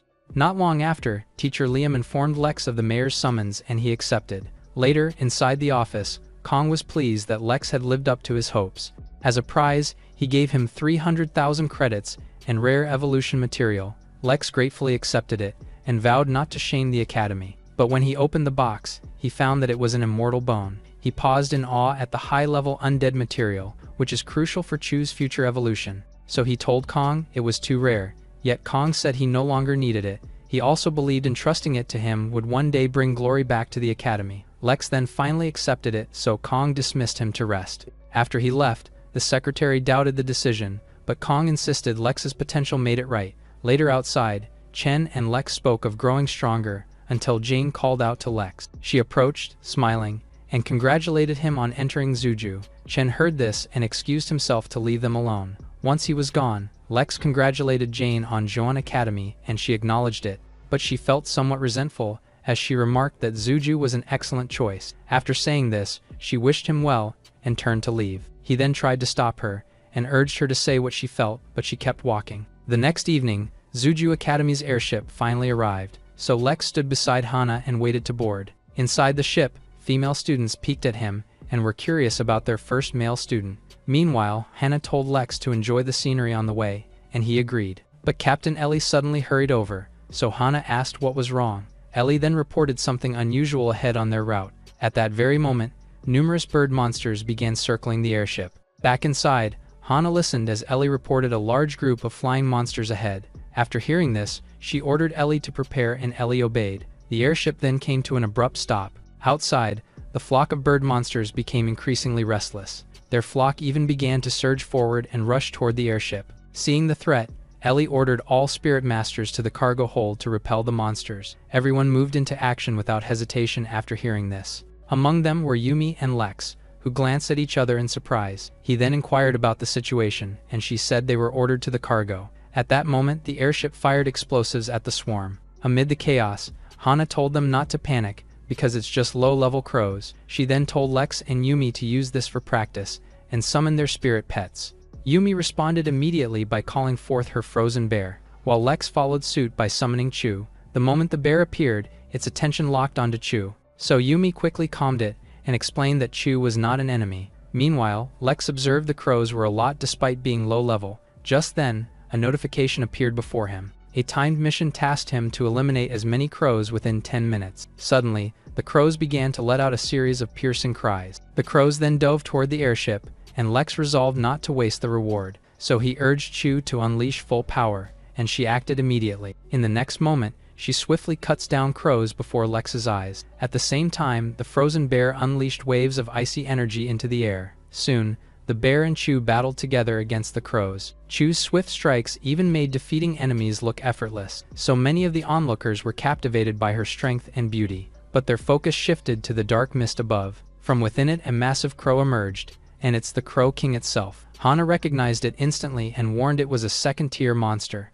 However, Lex thought defeating it would bring greater rewards, so he ordered Chu to target the Crow King first. Hana saw this and ordered him to pull Chu back, yet he assured her she can handle it. But she dismissed his claim as nonsense. So she summoned her own spirit pet called Fiery Hawk. A blazing hawk then burst into the sky and chased the Crow King. The 7th-tier hawk left many suspecting she'd incinerate the swarm. Almost immediately, the crows left, and they believed the hawk had frightened them. Yet Lex remained, having Chu pursue the Crow King and not let it escape. Chu obeyed instantly and used her toxic claws to tear through the crows. Hana saw this and was surprised that a zombie pet could unleash poison. Meanwhile, Chu carved through the crows without pause. But despite her speed, the Crow King had already retreated. Everyone then assumed the monsters were now gone, but Lex felt frustrated the king escaped. Just then, the system's notification appeared before him. He was told he had slain 470 crows and earned crystals. While he's puzzled by the crystals, they are ordered to return inside the ship. Back in his quarters, he soon learned the crystals each provided 10% experience, so he looked at them with excitement, knowing Chu could finally evolve. He then opened her profile and found all requirements complete, so he finally decided to activate evolution. At once, a deep red light began to envelop her body. The glow intensified, and an ominous energy flared around her. The aura thickened and shrouded her completely, while he, on the other hand, watched closely. Moments later, she emerged once more and called him master. Lex stood motionless after hearing this, and was visibly stunned. When he checked her profile, he found she's now rank 2, and also saw the listed evolution materials. Seeing her growth reach the uncommon tier, he laughed in amazement at her strength. More than that, her new abilities included flight and blood manipulation. Hence, he allocated points to her flight for her to fly without limit. Suddenly, the system said the auto pickup was unlocked, and he gained a mysterious item, so he immediately opened the box and found a talent card. His eyes widened in surprise, as he had not expected such an item to even exist. The system then revealed it could copy a pet's talents, granting him 5 attempts. So he pulled Chu in excitement after learning this, but she questioned his action instead. However, he paid no mind, and decided to use the card to copy her abilities. After that, he obtained regeneration and blood fog, so Chu congratulated him. Yet, he told her more was coming, and readied himself to bind another spirit pet. Raising his hand, he focused on the egg and began the contract. The moment the connection formed, the egg began to glow intensely. A flash of orange flames soon exploded from the airship. The dazzling light also hit everyone, and wondered which spirit pet was responsible. Ellie, who was also affected, began to wonder if Hana was behind it. Unbeknownst to them, the source of the phenomenon was Lex himself. Standing before him was a majestic bird that he recognized as a phoenix, and this phoenix filled him with joy far greater than he had hoped. So he quickly checked its profile, and found it's a divine bird with epic growth. But the missing rebirth trait left him confused, until he recalled that he had it. So he bestowed the skill, and it evolved into Nirvana Rebirth. Seeing this, he finally felt at ease that it's now complete. But realizing it needed naming, he called it Jill, and it quickly agreed. He was then surprised it could speak, and was convinced it truly was epic. Not long after, the airship finally reached the holy city. The students quickly gazed at the towering buildings, and were captivated. Before long, Hana told them their first stop is the place they will study. As she spoke, they soon arrived at Zuju Academy. She guided them out, and gave them freedom to explore until accommodations were ready. But as the first male student, she told Lex his own mansion, and he accepted gladly. Just then, a car pulled up in front of them, and the driver greeted Hana. She also said the dean sent her for Lex, and Hana replied he was beside her. The driver was shocked Lex was male, and suspected he's cross-dressing. So, Hana explained Lex was an exception, and this made the driver finally understand. But as he bid goodbye, Hana reminded him she'd escort him to the dean later. With that settled, the driver escorted Lex to his dorm. Meanwhile, news of the male student spread, though many first thought it was rumor. So one girl confirmed that Lex had just passed her moments ago. Others then checked Lex's profile, and saw his strength justified the dean's favor. While some were thrilled at the idea of a male student, a girl observed quietly. She chuckled, and resolved that she would make him fall for her. Unaware of this growing attention, Lex continued looking at his new place. Later inside the building, Hana brought him to the dean's office. She introduced him and the dean welcomed him. She even emphasized that Lex was the academy's first male student. Setting that aside, she inquired if he had truly mastered a rank 2 skill, while only rank 1. Lex then confirmed it without hesitation. After that, Hana asked which class suited him, and the dean placed him in Vermilion. Hana then took her leave after hearing this, while Lex thanked the dean. Later outside, he asked Hana about the Vermilion class. She then explained it was the elite class, and warned his gender might draw scrutiny. After he understood, she said she'd bring him to report in class. When they arrived at the Vermilion class, the students began to murmur when he entered. Many said it was natural he'd be placed there due to his strength. However, he already felt awkward, knowing he couldn't remain unseen. After a while, the teacher named Gina entered and called for silence. She tells them daily management was her role, while training was counselor guided. So, she began assigning groups by calling Hazel and Susie. Along the group is Lex, so she approached him. She told him he was in group 1 with Hana as counselor, and he accepted. Though it surprised the others since Hana hadn't taken students in years. Before more could be said, Gina ordered them to head to their groups.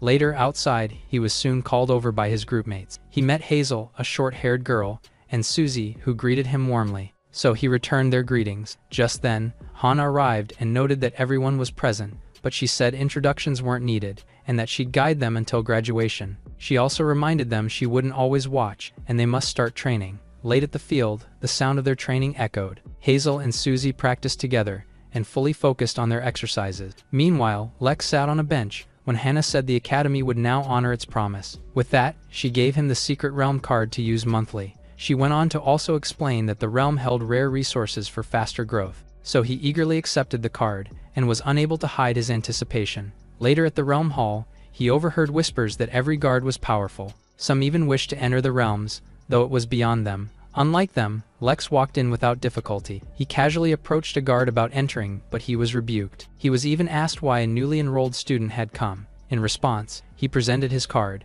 The guard saw it, and said it was odd for someone so new to enter. Despite her disbelief, she guided him, saying the entrance was at the corridor's end. She also explained each door marked a realm level, and warned him to start low. He acknowledged her advice but continued forward. Seeing him at the second level, she cautioned it was riskier with 3 days inside, and he hesitated. Suddenly, the system tasked him to explore the realm for an unknown reward, so he made his decision and chose the second level. He was reminded again to stay alert, yet his mind was set on Jill's advancement. She then watched him step in, and sighed that students lacked caution. Inside the realm, Lex arrived to find the area teeming with monsters, but he's determined to explore, so he summoned Jill and Chu for this important task. Jill then asked where they were, and he said it was a realm for her advancement, but she lifted her feet when he tried to reach for her. Then she rose into the air, saying leveling up is easy. However, he observed her temper, and thought that Chu was better. Afterward, Jill had already rushed toward the surrounding monsters, where she unleashed her flames towards them.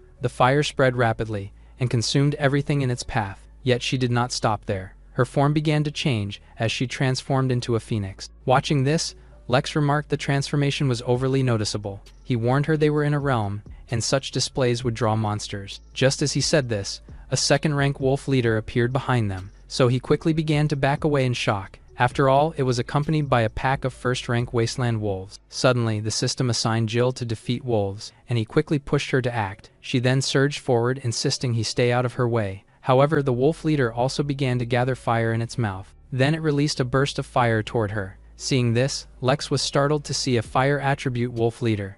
A powerful explosion then soon erupted, where Jill was struck. Yet the wolf leader's expression shifted almost immediately. Lex's laughter rang out next, as he declared that Jill has fire immunity. Hence, Wolf's attacks were useless and it's about to lose. Jill thought the same and vowed to burn the wolves to ashes. She unleashed a surge of hellfire toward the wolf leader, and in an instant, both the leader and its pack were swallowed by green flames. Lex watched this and was amazed at the flames' devastation. Before long, the entire group of wolves was reduced to ashes. As the leader fell, he remarked the scorched battlefield was terrifying. Soon after, the system rewarded him with materials, leaving him pleased with Jill. However, she told him to stay back, prompting him to seek other prey. Hearing this, she was irritated that he kept commanding despite her weariness. Meanwhile, outside the cafeteria, hungry students gathered after training. Inside, Hazel and Susie chatted about more training, but Susie wondered where Lex was. Hazel replied that he went alone to the secret realm, which surprised Susie.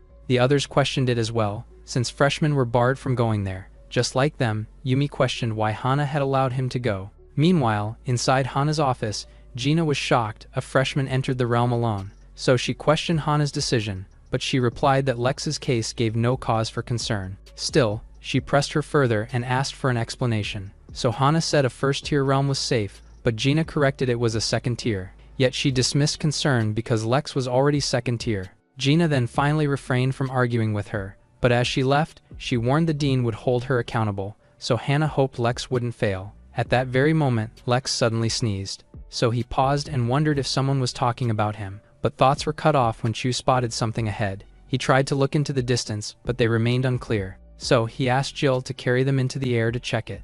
Jill agreed but demanded a tasty meal later, which he accepted. Once they settled, she told them to hold tight as she sped up. As they flew, Lex enjoyed the feeling, unlike always being carried by Chu. Before long they reach the location of the monsters. They then discover a group of flame lions, and they are engaged in a hunt against an Earthshaker bull. Lex observed the prevalence of second-tier foes, but had no plan to stay idle. Just then, one of the flame lions lunged at a bull. The bull saw this, and quickly raised an earth shield, causing the lion's attack to collide against it instead. Lex saw this chance, and told Chu to act stealthily. He also pressed her to complete the task fast, and she complied. In the next instant, she launched herself toward one of the lions, which triggered a powerful explosion upon impact. Taking advantage of the chaos, Lex ordered Jill to aid Chu in capturing the monsters. At the same time, Chu activated her blood manipulation, which rapidly spread toward both the flame lions and the bull. One of the flame lions detected it and roared at her. It even leapt toward in an attempt to strike her midair, so she responded by cutting it down with a single blow. As Lex watched, he noticed that her arm had been burned. However, he recalled her regenerative ability and saw the wound heal. At the same time, Jill had already drawn the attention of several flame lions. She seized the moment and released a wave of fire. Meanwhile, at Chuan Academy, news of Lex entering the realm had already spread. Many thought he'd struggle in the danger and waited to see. Unbeknown to them, Chu was performing well in battle. She effortlessly forced several lions to the ground, and there was no sign of hesitation in her expression. Lex saw this and told Jill to join in if she wanted to evolve, or Chu would finish alone. Jill flared up at his words and insisted that defeating them was easy. Back at Chuan Academy, Sophia mentioned Lex to Jane, as she thought he lacked restraint. However, Jane felt anxious that Lex's growth had been unusually rapid. Inside the realm while eating, Lex stressed time's value and told Jill to pause briefly, but she argued she was already exhausted, so he let her set the pace. Suddenly, Chu called out to him, so he asked what was wrong. She then gestured ahead and hinted at an odd sight. Later at the said spot, they discovered a dimly shining item. It resembled a fruit, though Lex could not identify it. Just as he was about to approach it, a massive figure appeared behind. Chu reacted instantly and warned him to be careful. Luckily, she pulled him away just in time. When they looked again, a massive two-headed green python appeared. Its enormous body loomed over them as it looked at them as prey. Lex then readied his chain, considering if conflict could be spared, but he still moved forward and cast the chain toward the creature. He bounded at first, but soon saw the chains were too weak. The chains began to crack under the pressure, and the python broke free, so he immediately called for Jill. She rushed in at incredible speed. However, she's clearly irritated that her rest had been interrupted, so she released a burst of flames to push the python away from Lex. Then, with a swift motion, she struck the ground with a powerful flame attack. A circle flame soon protected them, and she ignored Lex asking why she did not use it earlier. Instead, she turned her anger on the python, vowing it would pay. She charged forward, cloaked in hellfire. But Lex reminded her not to damage the glowing fruit nearby, so she adjusted her attack and focused solely on the python. Soon the area blazed with green fire and even consumed the trees. The two-headed python also weakened rapidly from the flame, until it finally collapsed before Lex. With the foe down, he praised Jill and noted they'd enjoy snake meat again. After that, he approached the glowing fruit to check its kind. The interface revealed it was the fruit of the dead spirit used to evolve undead pets. Satisfaction quickly surged in him, since this was the material for Chu's evolution, and with fresh enthusiasm, he urged them to hunt more monsters here. During their first day, Chu began encountering more flying-type monsters. On the second day, they faced creatures resembling monkeys with multiple limbs. By the third day, Lex was chased by fire monkeys and called Chu and Jill for help. Following the fights, Chu hit Tier 2 Level 2 and Jill Tier 2 Level 3, which pleased Lex. But his watch reminded him their visit was almost done. Not long after, the portal finally opened, signaling their departure. Later in the dean's office, Gina reported the realm was damaged by fire, which shocked the dean. She also revealed Lex alone accessed the realm, and the dean became interested. So she told Gina to close the realm and send staff to repair it.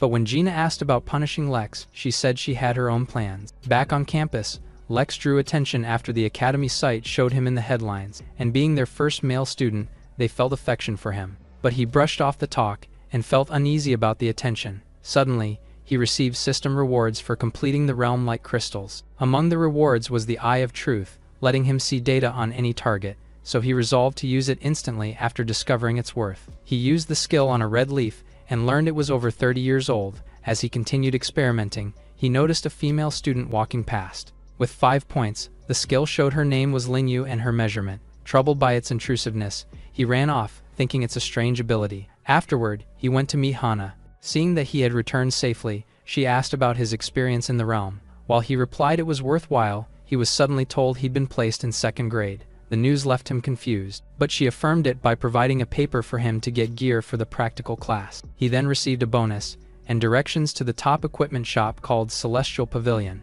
After saying all this, she sent him off alone, and he complied. Later in the city, he searched for the pavilion. He soon found it and was struck by its grandeur. Upon entering, a staff member asked if he needed assistance. On hearing his intent to sell, she asked if he was from Zuju, and he confirmed. But she insisted the academy accepted only women, so she rejected his request. He then tried to prove he's a student, yet she stayed unconvinced and sent him away. Just as his frustration grew, someone arrived and questioned the situation. The staff quickly turned and respectfully addressed the person as Miss. The person then identified herself as Mary and was studying in Zuju's 3rd grade. Lex quickly greeted her as senior, but she told him to just use her name. Moving on, she asked him to bring out the items and assure fairness from her family store. So Lex did not delay and take out a ring. From his storage ring, he laid out the collected materials. The sight left her amazed and realized the rumors of his realm entry were true. While checking the items, she saw a glowing emerald pearl. She lifted the pearl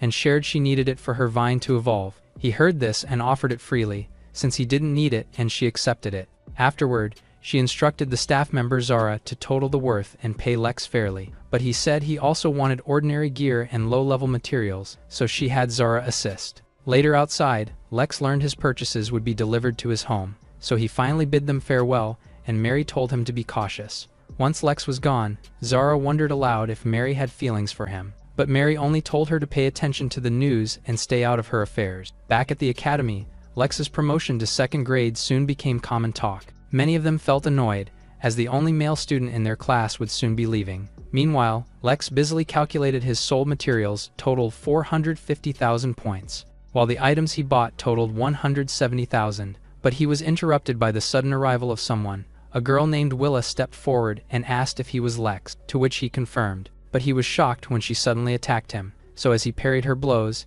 he demanded to know who she was, but she only replied that he didn't have to know. She kept attacking and urging him to fight first, but he refused. Instead, he quickly retreated, calling the fight meaningless. She grew angry at this and warned him not to appear before her again. Later outside the school building, Lex called out to Hana. When she saw him looking exhausted, she asked what had happened. He then excused his lateness and told her he ran into a strange person. After hearing this, she advised him to get used to it and then mentioned his new tutor. Just then, a woman appeared, scolding Hana for ignoring her since she came back. The woman was Sheena, a 7th-tier guardian fresh from a mission. Upon seeing her, Hana told her she'd be Lex's tutor and that he was the only boy enrolled. Lex respectfully greeted her and expressed his hope to learn under her guidance. However, she stepped closer and studied him. She even touched his face and called him handsome, but said his courage was lacking. Before she could tease more, Hana cut in and said she was leaving. After Hana's departure, she led Lex to his classmates that are stronger than her. Outside the 2nd grade area, students were already talking about Lex's arrival, where they found it hard to believe he joined directly given the ranking system.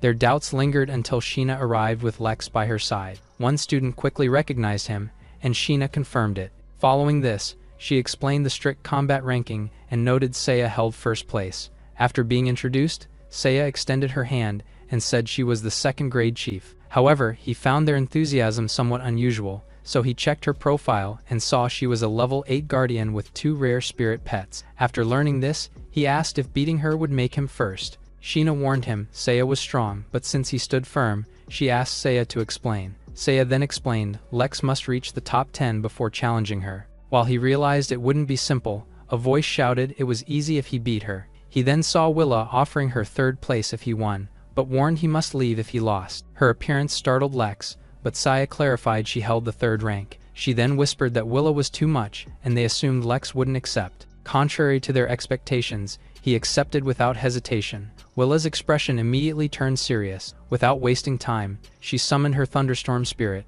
Saya heard this and figured Willa was really eager. Soon, the lightning before them took a shape. A massive level 7, thunderous bear then emerged behind her. The surrounding students were stunned seeing it and realized its strength. Lex then used his skill and discovered her spirit techniques had reached level 2. He also found the Thunder Fist and Phantom Shadow that are difficult to deal with. Even so, he calmly summoned Chu to his side. The moment she appeared, the nearby girls could not hide their envy at her striking beauty. On the other hand, Willa questioned why he did not summon a second pet, but he simply replied that one was enough and told her to proceed. At her command, the thunderous bear charged forward to tear Chu apart. Lex responded immediately by ordering Chu to meet it head-on. The two forces collided, sending up a cloud of smoke that filled the battlefield. When the dust finally settled, it became clear that the bear had not suffered a single scratch.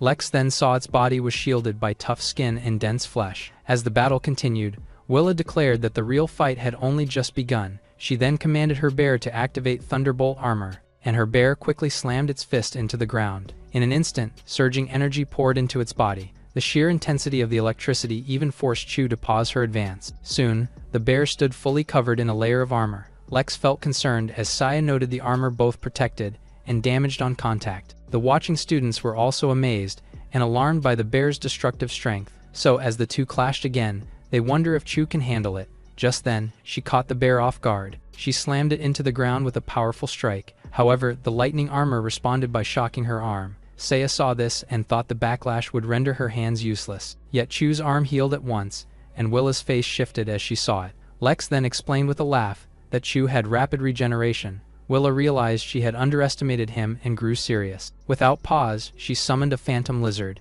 The creature moved swiftly onto the battlefield without anyone noticing. Since they are all focused on Chu pinning down the bear, the students nearby are now convinced Willa would lose, with Lex's spirit like a machine. However, Mary noticed something unusual. She detected the phantom lizard and felt Willa pushed too far. As it moved closer, she thought the battle was unjust. At that moment, Willa grew excited and issued her command. The phantom lizard lunged at Lex, aiming to strike him down, but he suddenly sidestepped and evaded the blow he expected. Willa watched this in disbelief, not knowing how he sensed it. He then simply said he had kept his eye of truth active. Without delay, he summoned Jill and told her it was time to end the battle. Jill reacted immediately by hurling a blazing wave at the lizard. Willa saw this and ordered her spirit to retreat, but the explosion that followed cut off any chance of escape. The blast flared before the lizard, and Jill's hellfire engulfed it. Saya, watching from nearby, was visibly shaken by her overwhelming display. Before she could think, Jill kept hurling wave after wave of hellfire. She quickly realized it was dangerous and ordered everyone to disperse. The battlefield was soon filled with violent bursts of green flames. Where both the thunderous bear and the phantom lizard were caught, their bodies collapsed behind Willa as she herself fell to her knees. She looked at Jill's flames and admitted the power was frightening. As the students scattered, Hana arrived. Gina, who also saw this, asked if she had seen this phoenix, but she said no. Meanwhile, Lex urged Jill to withdraw since he hadn't meant for her to go all out. Jill then retorted with annoyance that he should have warned her before. After she calmed down, Willa finally conceded. She accepted defeat, while yielding her rank and its resources to him later. Soon, the students nearby admired him even more, but the system suddenly notified him of a mysterious reward for obtaining third rank. Before he could fully examine it, the girls around him rushed forward. One of them asked how he had become so strong, while many encircled him eagerly asking for his guidance and contact information. Before things escalated, Hana called out to him. She waved at him and asked him to come to her. When he rushed forward, he was asked about the phoenix, so he explained it was new. She then moved on by telling him he must join Sheena's new mission, and he agreed. Later, inside his dormitory, he obtained Phoenix Blood, which allows 3 summons of a level 9 divine phoenix. Though he valued it greatly, he felt its limited use was a drawback. Suddenly, he received coins from Willa, so he plans to reconcile with her after his mission. Later outside, he acknowledged Saya and the others with a greeting. So Saya cheerfully noted it was surprising to meet again so soon. However, he went straight to challenge her position, which made her hesitant. Before they could decide, someone came asking if all had gathered. They saw it was Sheena in uniform, who at once mentioned Lex's new rank. When he modestly called it luck, she teased him for downplaying his strength. Setting that aside,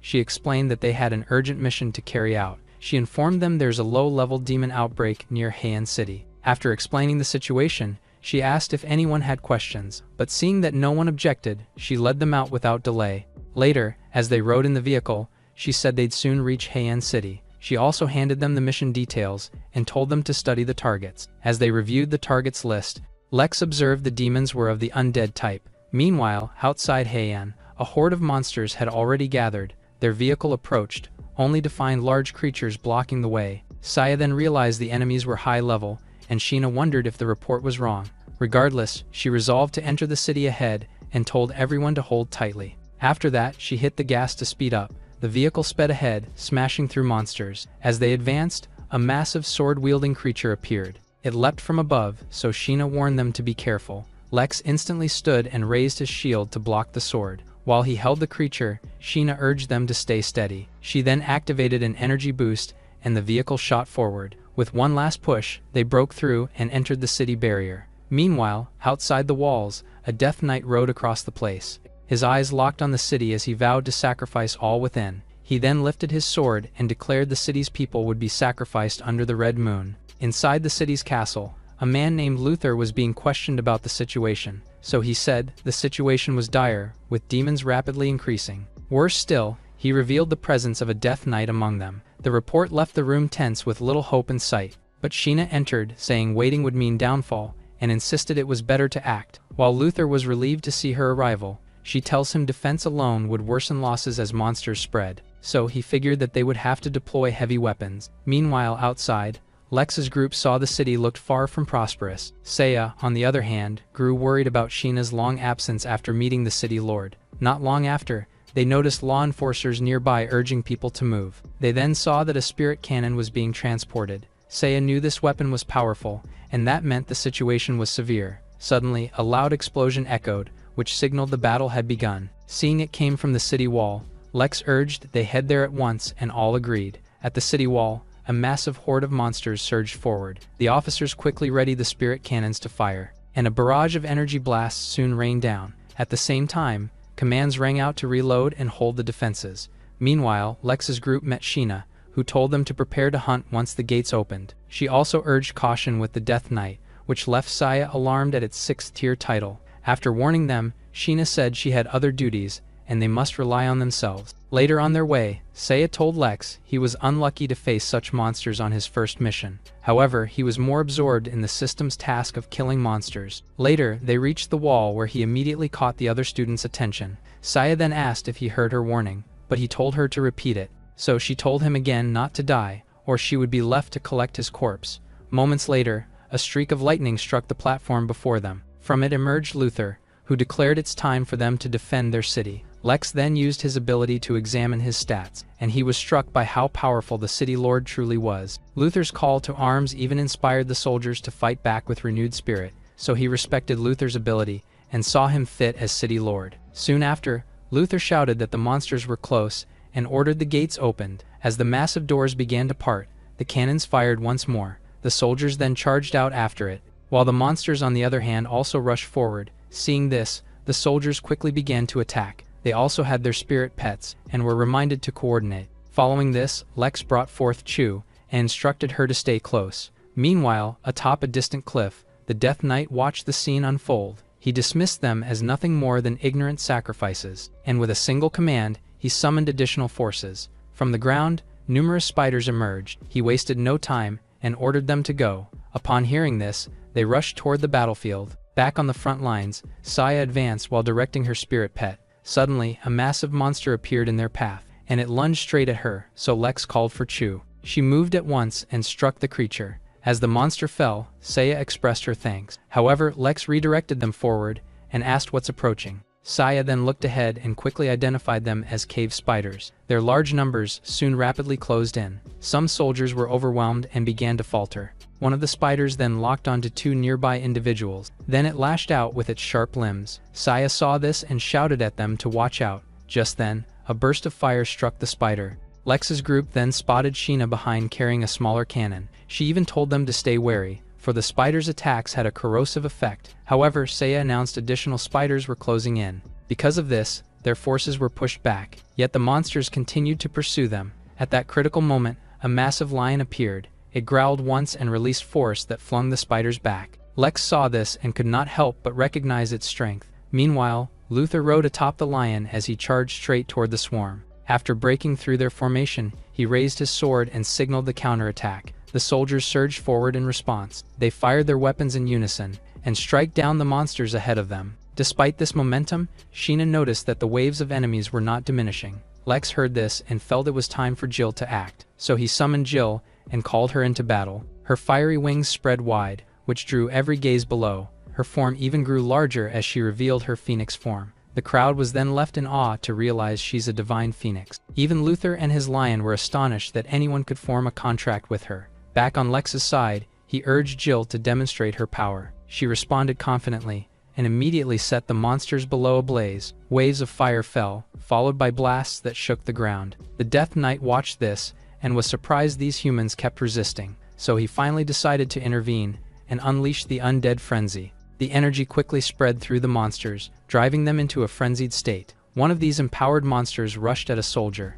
With a single touch, it drained his life. He was then left helpless as his soul was torn away. Sheena saw this and noticed the frenzy overtaking the monsters since their attacks increased. Meanwhile, Luther drove his blade into the earth and brought out his ice crystal turtle. A massive figure emerged quickly beneath him. The turtle advanced forward and positioned itself above. It opened its mouth next and gathered immense frost energy. Moments later, it released a powerful wave of ice toward the monsters. The attack freezes several enemies while slowing the others. Lex watched in amazement and found the effectiveness of the slowing effect. Seizing the opportunity, the soldiers regrouped to counterattack, where they fire relentlessly at the weakened monsters. At the same time, Lex rode behind Jill, observing the battle from above. He also began to encourage her to show her power, and she agreed. She moved swiftly through the sky, hurling smaller phoenix flames ahead. Following this, she unleashed hellfire upon the enemies below, but Lex urged restraint toward allies, and she replied she had it handled. Soon, green flames engulfed the battlefield, so the people watching this were left awestruck of her power.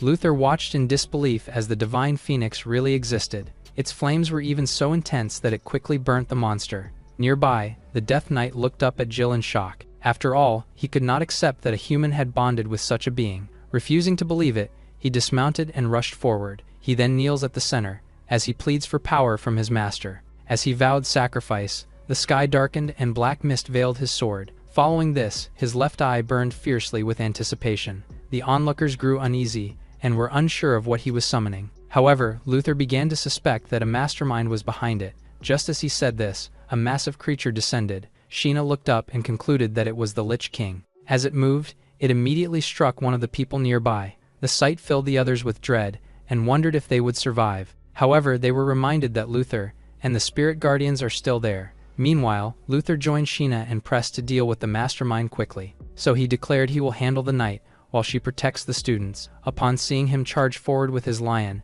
she decided to assist. Thus, she summoned her blazing bird. She then mounted it and informed Lex she would aid Luther, to which he agreed. So she and Luther quickly rushed past the Lich King. After a while, they finally reached the Death Knight. Luther attacked at once, intending to send it back to hell, but the knight deflected the strike and mocked his confidence. As he declared they can't defeat him, a monster emerged behind Luther. Sheena reacted instantly and commanded her bird to attack. With that, the bird sent waves of flames forward. Yet the Death Knight only laughed at their efforts. Just then, a massive claw descended toward Lex. Upon seeing this, he was left questioning what it was, but he was soon seized by the hand. Luther turned at his cry, and Sheena quickly realized that Lex was the true target. While others questioned why a second-tier student was being taken, Chu charged forward. She ignored the people's words, and she leaped into the air. Alongside her was Jill, who commanded the claw to release Lex. Lex saw them and ordered them to return to the spirit pet imprint. As they were drawn back, the crowd watched him vanish into a dark void. Luther then shouted in frustration that it was already too late. Sheena also could only watch as the claw vanished into the black hole. However, the knight began to laugh and mocked them as worthless. So she turned to him and angrily blamed him for taking her student. With this, she vows that he would pay for it, but he continued laughing at them maniacally. So Sheena and Luther attacked at once, denouncing him as a scoundrel. Luther acted quickly by unleashing the lion's roar, while Sheena commanded her bird to release a powerful blast of flames. The two attacks struck the knight simultaneously. When the smoke cleared, he was seen kneeling, yet still laughing. He scorned them as ants, and asked if they truly thought they had won. As he cried out to dream on, Luther saw that he was about to self-destruct. A violent explosion followed, releasing countless dark souls. Sheena quickly realized they were undead spirits, and cursed under her breath. The spirits rushed toward the remaining monsters, where they possess them and drive them into madness. Some turned toward the people to attack. Saya saw this, and was caught off guard, but a burst of flame struck the spirits and stopped them. Sheena came just in time, telling Saya the monsters mattered before Lex. Meanwhile, in the dark space, Jill asked Lex where they were, but he had no answer. Suddenly, a figure appeared behind him. Lex turned around and demanded the reason for being there, but the figure only laughed. The undead Lick called Wayne then said, Lex's courage made the Phoenix bond natural. However, Lex was speechless upon seeing he was an 8th tier. While he remembers Sheena and Luther's lower rank, Wayne asks him how he bond with Jill. In response, he said that he was only a 2nd tier spirit guardian. Wayne acknowledged this and began taking off his hood. He revealed his face and stressed that wielding a divine phoenix was extraordinary. As he conjured a crystal ball, Lex asked his intent, but he only told him to watch. The ground beneath them turned transparent and revealed a ruined city. Wayne explained that it belonged to the Scourge organization. He urged Lex to join, to shatter the Federation's lies, and empower him further. But he rejected the offer as baseless and planned to leave immediately. Wayne was enraged by this, and began to attack with undead corruption. He even attempted to force him to submit, but Lex reached for the Phoenix blood. He held it tight, and realized he also needed his final move. Wayne, on the other hand, conjured a black cocoon to eliminate him. Back on the battlefield, the monsters continued their rampage. Seeing the chaos, Sheena ordered all spirit pets to regroup and form a defensive barrier. The Stone Man, Ice Turtle, Dark Chimera, and Gale Dragon were all called back to hold the line. Meanwhile, Saya questioned Lex's return, but Sheena replied he must rely solely on himself, so she fixed her eyes on the swirling sky and hoped Lex survived. Back in the dark space, Wayne suddenly froze in confusion. Lex stood before him and was shrouded in radiant light. The glow spread outward, illuminating everything around them. So he shielded himself and looked up in shock. He found that standing before him was a 9th tier existence, and it's the divine phoenix itself. Lex suddenly called his name and asked if that was all he had. So he was stunned that he knew his name and even summoned a 9th tier phoenix. The thought enraged him, and he asked who he truly was. Lex only smiled, saying he would never get the chance to find out. He waited no longer, and he engulfed him in scorching flames. In response, Wayne clasped his hands. Then he summoned his own death, Cloud Alley. Yet Lex remained unfazed and chose to demonstrate the Phoenix's strength. With that being said, he ordered it to finish him. The Phoenix quickly unleashed an overwhelming flame. So Wayne was cornered completely. His body began to melt under the intense heat. As he vanished, he wailed, refusing to accept loss to a 9th tier Phoenix. Soon after he vanished, Lex was unsure if he had died or escaped. Suddenly, he noticed Wayne's storage ring, and readied to see what it held. But the waning power of Phoenix blood reminded him he must go quickly. So he ordered it to unleash one final burst of flames, where he reduced the entire space to ashes. As everything collapsed, he was thrown out of the void. Everyone's attention below was quickly caught by it. Saya even began asking Sheena what it was, but they soon realized that it was Lex. So she immediately ordered her wind dragon to catch him. Moments later, they succeeded in rescuing him. Sheena also shielded them, and commanded her bird against the monsters. So it responded by blasting waves of fire towards the monsters. After it, she rushed to Lex's side as Saya called out to him. After several calls, he finally opened his eyes. Sheena finally shared how worried she was, so he calmly said he was fine. While she continued scolding him, the other found the monsters began to withdraw. She observed this as well and concluded that Lex's return had shifted the tide. At that moment, Luther arrived, calling out to his men. He charged forward and ordered them to eliminate the remaining monsters. So Sheena and Saya brought Lex to safety and began asking where he had been taken. He then said a lich named Wayne had captured him in a dark space, which shocked her, since he was an 8th tier, yet he had still managed to escape from him. Realizing this, she quickly brought him back to check for any injuries. Back at their quarters, they agreed the Scourge was behind the invasion, but they also rejoiced at his safety, and he agreed he was indeed lucky. After that,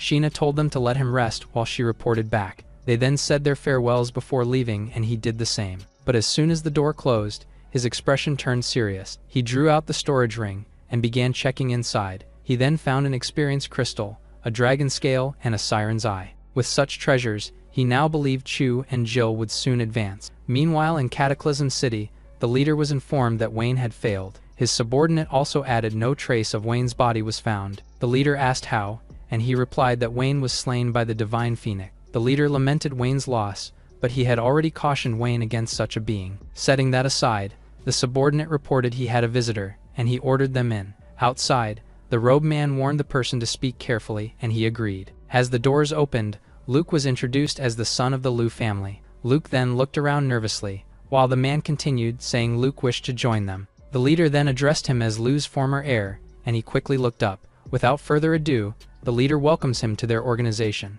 so he quickly kneels in gratitude. But before he could continue, the leader interrupted him, as he warned that joining had a price. Serpent spirits coiled around him. It all then went inside Luke without warning. Soon, his cries echoed as the leader said this is the price, and promised power for faithfulness.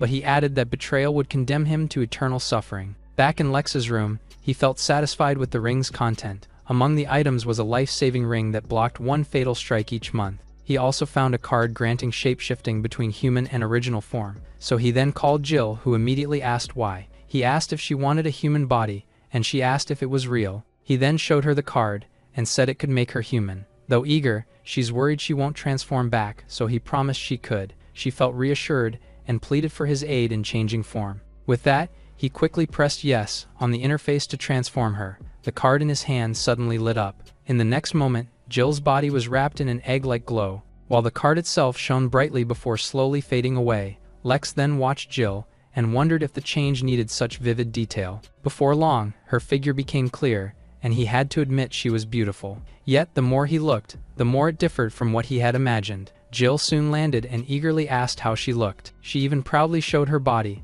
and his nose began to bleed. When she asked if she looked better, he fell, saying this little girl was too much. She then watched him convulse, and was baffled by his reaction. Later, back in the Holy City, Zuju's airship finally arrived. After landing, Seiya wanted to rest, so Sheena granted them a break. She urged Lex to rest too, but he said he must visit the pavilion first.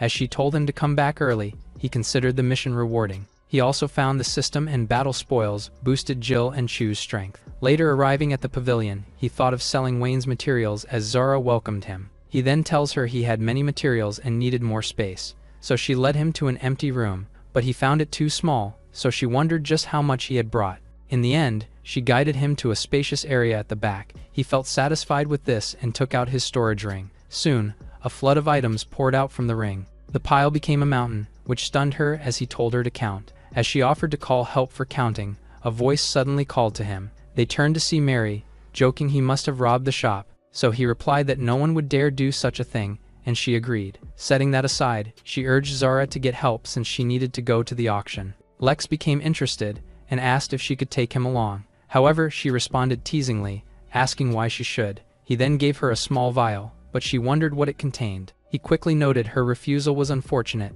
for the vial held fire dragon essence. The moment she heard it's the fire dragons, her expression changed in shock. She immediately grabbed him and hugged him, saying she's looking for it but he can't breathe. Zara, who witnessed the scene, was stunned. She fled, saying she saw nothing, which puzzled Mary, while Lex still felt her softness. Setting that aside, Zara was asked to verify the vial, and she promised to confirm it. Mary then turned back to Lex, who finally recovered. She told him she'd owe him much if it proved to be fire dragon blood. Hearing this, he told her he wished to see and buy a spirit pet egg. She quickly led him to the section where spirit pet eggs were sold. There, she said each egg had info, and she offered 40% off, to which he agreed. As he strolled through the selection, he noticed many rare eggs, yet none of them felt right. Just then, Zara arrived, confirming the bottle has fire dragon essence. Mary then exclaimed with joy that her fire dragon could at last evolve. Overcome with excitement, she grabbed Lex as he checked the eggs. She hugged him tight, thanking him, so he reminded her not to overdo it, but his nose began bleeding, and she was forced to finally let go. After calming down, she asked if he picked an egg, but he said none matched him. So she suggested they go to the auction house for rarer eggs, and he agreed. Later at the auction house, she said valuable items were common here, but she also emphasized that they were usually expensive. So he said he was there to try his luck, and she finally led him to her private room. Inside, Zara said the auction starts in 20 minutes, so Mary asked about the items. Zara mentioned a rare egg with vague details, which caught Lex's attention, so she reviewed the information again, but found very little to go on. Hence, Mary assured him he'd see the item himself soon. Not long after, the auctioneer greeted the crowd. She introduced herself as Linda and announced the auction's start. After that, she prepared to present the first item. A scarlet blood flower was then revealed that gave pets fire resistance and control. With a starting price of 1 million, the bidding began. Lex checked the flower's details and confirmed its effects. Even so, he was surprised the item started at such a high price. The crowd bid soon and it neared 11 million, so he asked why it was steep, and Mary said it's a necessity or the bidders inflated it. Before long, Linda congratulated the victor and shifted to the main item, where she quickly unveiled a mysterious spirit egg. She then said the egg had no records, yet bidding began at 3 million. Doubts quickly spread among the crowd, since none knew if it was good. Some noted its shell looked like white jade, yet still hesitated at the price. At that moment, Lex lifted his hand, shouting 3 million. He even made clear he was bidding the egg's starting price. The crowd thought he's reckless, yet Linda continued announcing the bid from VIP Box 1. Whispers then spread that the Celestial Pavilion might lose face if the item went unsold. Meanwhile, Linda waited briefly, then awarded the egg to Lex. Mary then asked why he bid for a low-value egg, and he thought she was concerned. But she quickly denied it, so he simply replied that he liked the feeling of the unknown. Yet as he looked at the egg, he smiled faintly after appraising it with the eye of truth. Afterward, Linda introduced the next item called Ice Sea Pearl. She revealed it held power to summon the Ice Beast, so the starting price was set at 20 million, making the crowd hesitate. Lex checked its information, and saw it also offered mental resistance. Suddenly, Mary asked his view, and he said it was impressive but impractical. Despite this, the bidding quickly escalated to nearly 30 million, but a voice suddenly raised the bid to 70 million, which shocked everyone. The crowd turned in disbelief at the extravagant bid, and even Lex was shaken. However, Mary annoyingly said Hugh of the Sun family was behind it, and decided to leave. Lex agreed since he will fetch the egg, yet he noticed her dislike for Hugh. Just as they left, someone called to Mary and she asked why he came. Hugh ignored her question and asked her to look at what he had brought. He boasted he spent 70 million on the pearl as a gift for her. However, he began probing about Lex, only for Mary to reply it was not his concern. So he approached Lex asking why Lex was there. He even threatened to break his leg, but he just asked why he was angry. Mary then decided to leave with Lex, but Hugh refused. So Lex's face grew serious as he asked Mary to cooperate. Before she reacted, he kissed her, and this sparked Hugh's fury. As they parted, Hugh's face twisted with fury, declaring Lex must die. He called his men at once, and ordered them to kill him. Lex saw Hugh had strong guardians, but Mary reminded Hugh he's in her family's domain. His guard also cautioned it's the pavilion's auction, and they can't act rashly. So Hugh angrily threw the ice pearl to the ground. Then he turned away, ordering his men to leave. As he departed, his men informed him that Lex is a Zuju student with a phoenix pet, yet he remained determined to eliminate him. Meanwhile, Lex remarked Hugh would probably leave Mary alone after this. However, she told him to remove his hand, while Zara nearby slipped away. Mary then blushed as her first kiss was taken by someone younger than her. Unable to face him, she told him to return by himself before fleeing. He then watched her leave, and was surprised by her shy side. Later back in the dormitory, Jill assumed the egg was his new favorite, so he said it's a new companion. Without delay, he placed his hand on the egg to form a contract. The egg soon glowed with a golden light, and faint cracks started to spread across its shell. Moments later, it reveals a fluffy three-tailed fox. Lex reached out to the small fox, but it warily stepped back. When he finally managed to touch it, he wondered why it was so cautious. Suddenly, it leapt to his shoulder, and Jill angrily ordered it down. She insisted that it was her spot, and that the fox had no right to take it, so Lex told her not to be petty since she could now take human form. She then accused him of neglecting the old ones, leaving him confused. The fox then shrank at her tone, so he sighed it was getting lively. Putting that aside, he suggested naming the fox together, and she casually proposed the name Kai, but he found it too plain. As he gently patted the fox, he thought it was quiet and clever, so he decided to name it Belle instead. Jill said the name wasn't better, but he told them to get along. After that, he opened the interface and began improving Belle's skill. Meanwhile, in the office, Mary met her father Felix, who praised her for handling Hugh. He told her to make it clear that she was not someone to be bullied. Soon, he brought up Lex, saying his entry to Zuju meant he's great. However, he quickly noticed her flushed face. Mary turned away, insisting she was not blushing. but this only made him suspect she had developed feelings for Lex, so she immediately denied it and hurried off to her room. Watching her leave, Felix grew thoughtful and wanted to meet Lex if given the chance. A week later on campus, Saya approached Lex. She remarked it had been a while and observed he looked stronger, but he only replied that he had come to challenge her. The surrounding students quickly gathered after hearing this. They surrounded the two, praising Saya's strength and noting Lex's growth. While doubts lingered about his victory, Lex requested the start. Saya agreed, confidently saying she wanted to see how much he had improved. Thus, she immediately summoned her Gale and Diamond Ape. As they appeared, their roars echoed across the area. Nearby students began placing bets, most believing Saya would retain her position. Lex, on the other hand, summoned Chu, and her beauty is once more admired, with many people unable to take their eyes off her. However, Saya took it as Lex, underestimating her by summoning only one spirit, so he calmly reassured her and urged her to come. Hence, Saya ordered both her Gale and Ape to attack. The Ape charged first, swinging its massive arms. Lex swiftly evaded and leapt away from the impact. At the same time, the Gale targeted Chu behind. Saya even commanded it to reveal its strength, so it unleashes a powerful wind attack, yet she evaded gracefully, and Lex ordered her to use her new death gaze. Her eyes then darkened as he complied to his request. Then she quickly focused on the incoming ape. Just as it prepared to strike, she managed to evade its slow movement. Saya then questions Chu's skill because her ape suddenly slows down. But Chu only took advantage of this and she slipped past the ape's attack. Then, with a precise strike, she sent the ape crashing to the ground.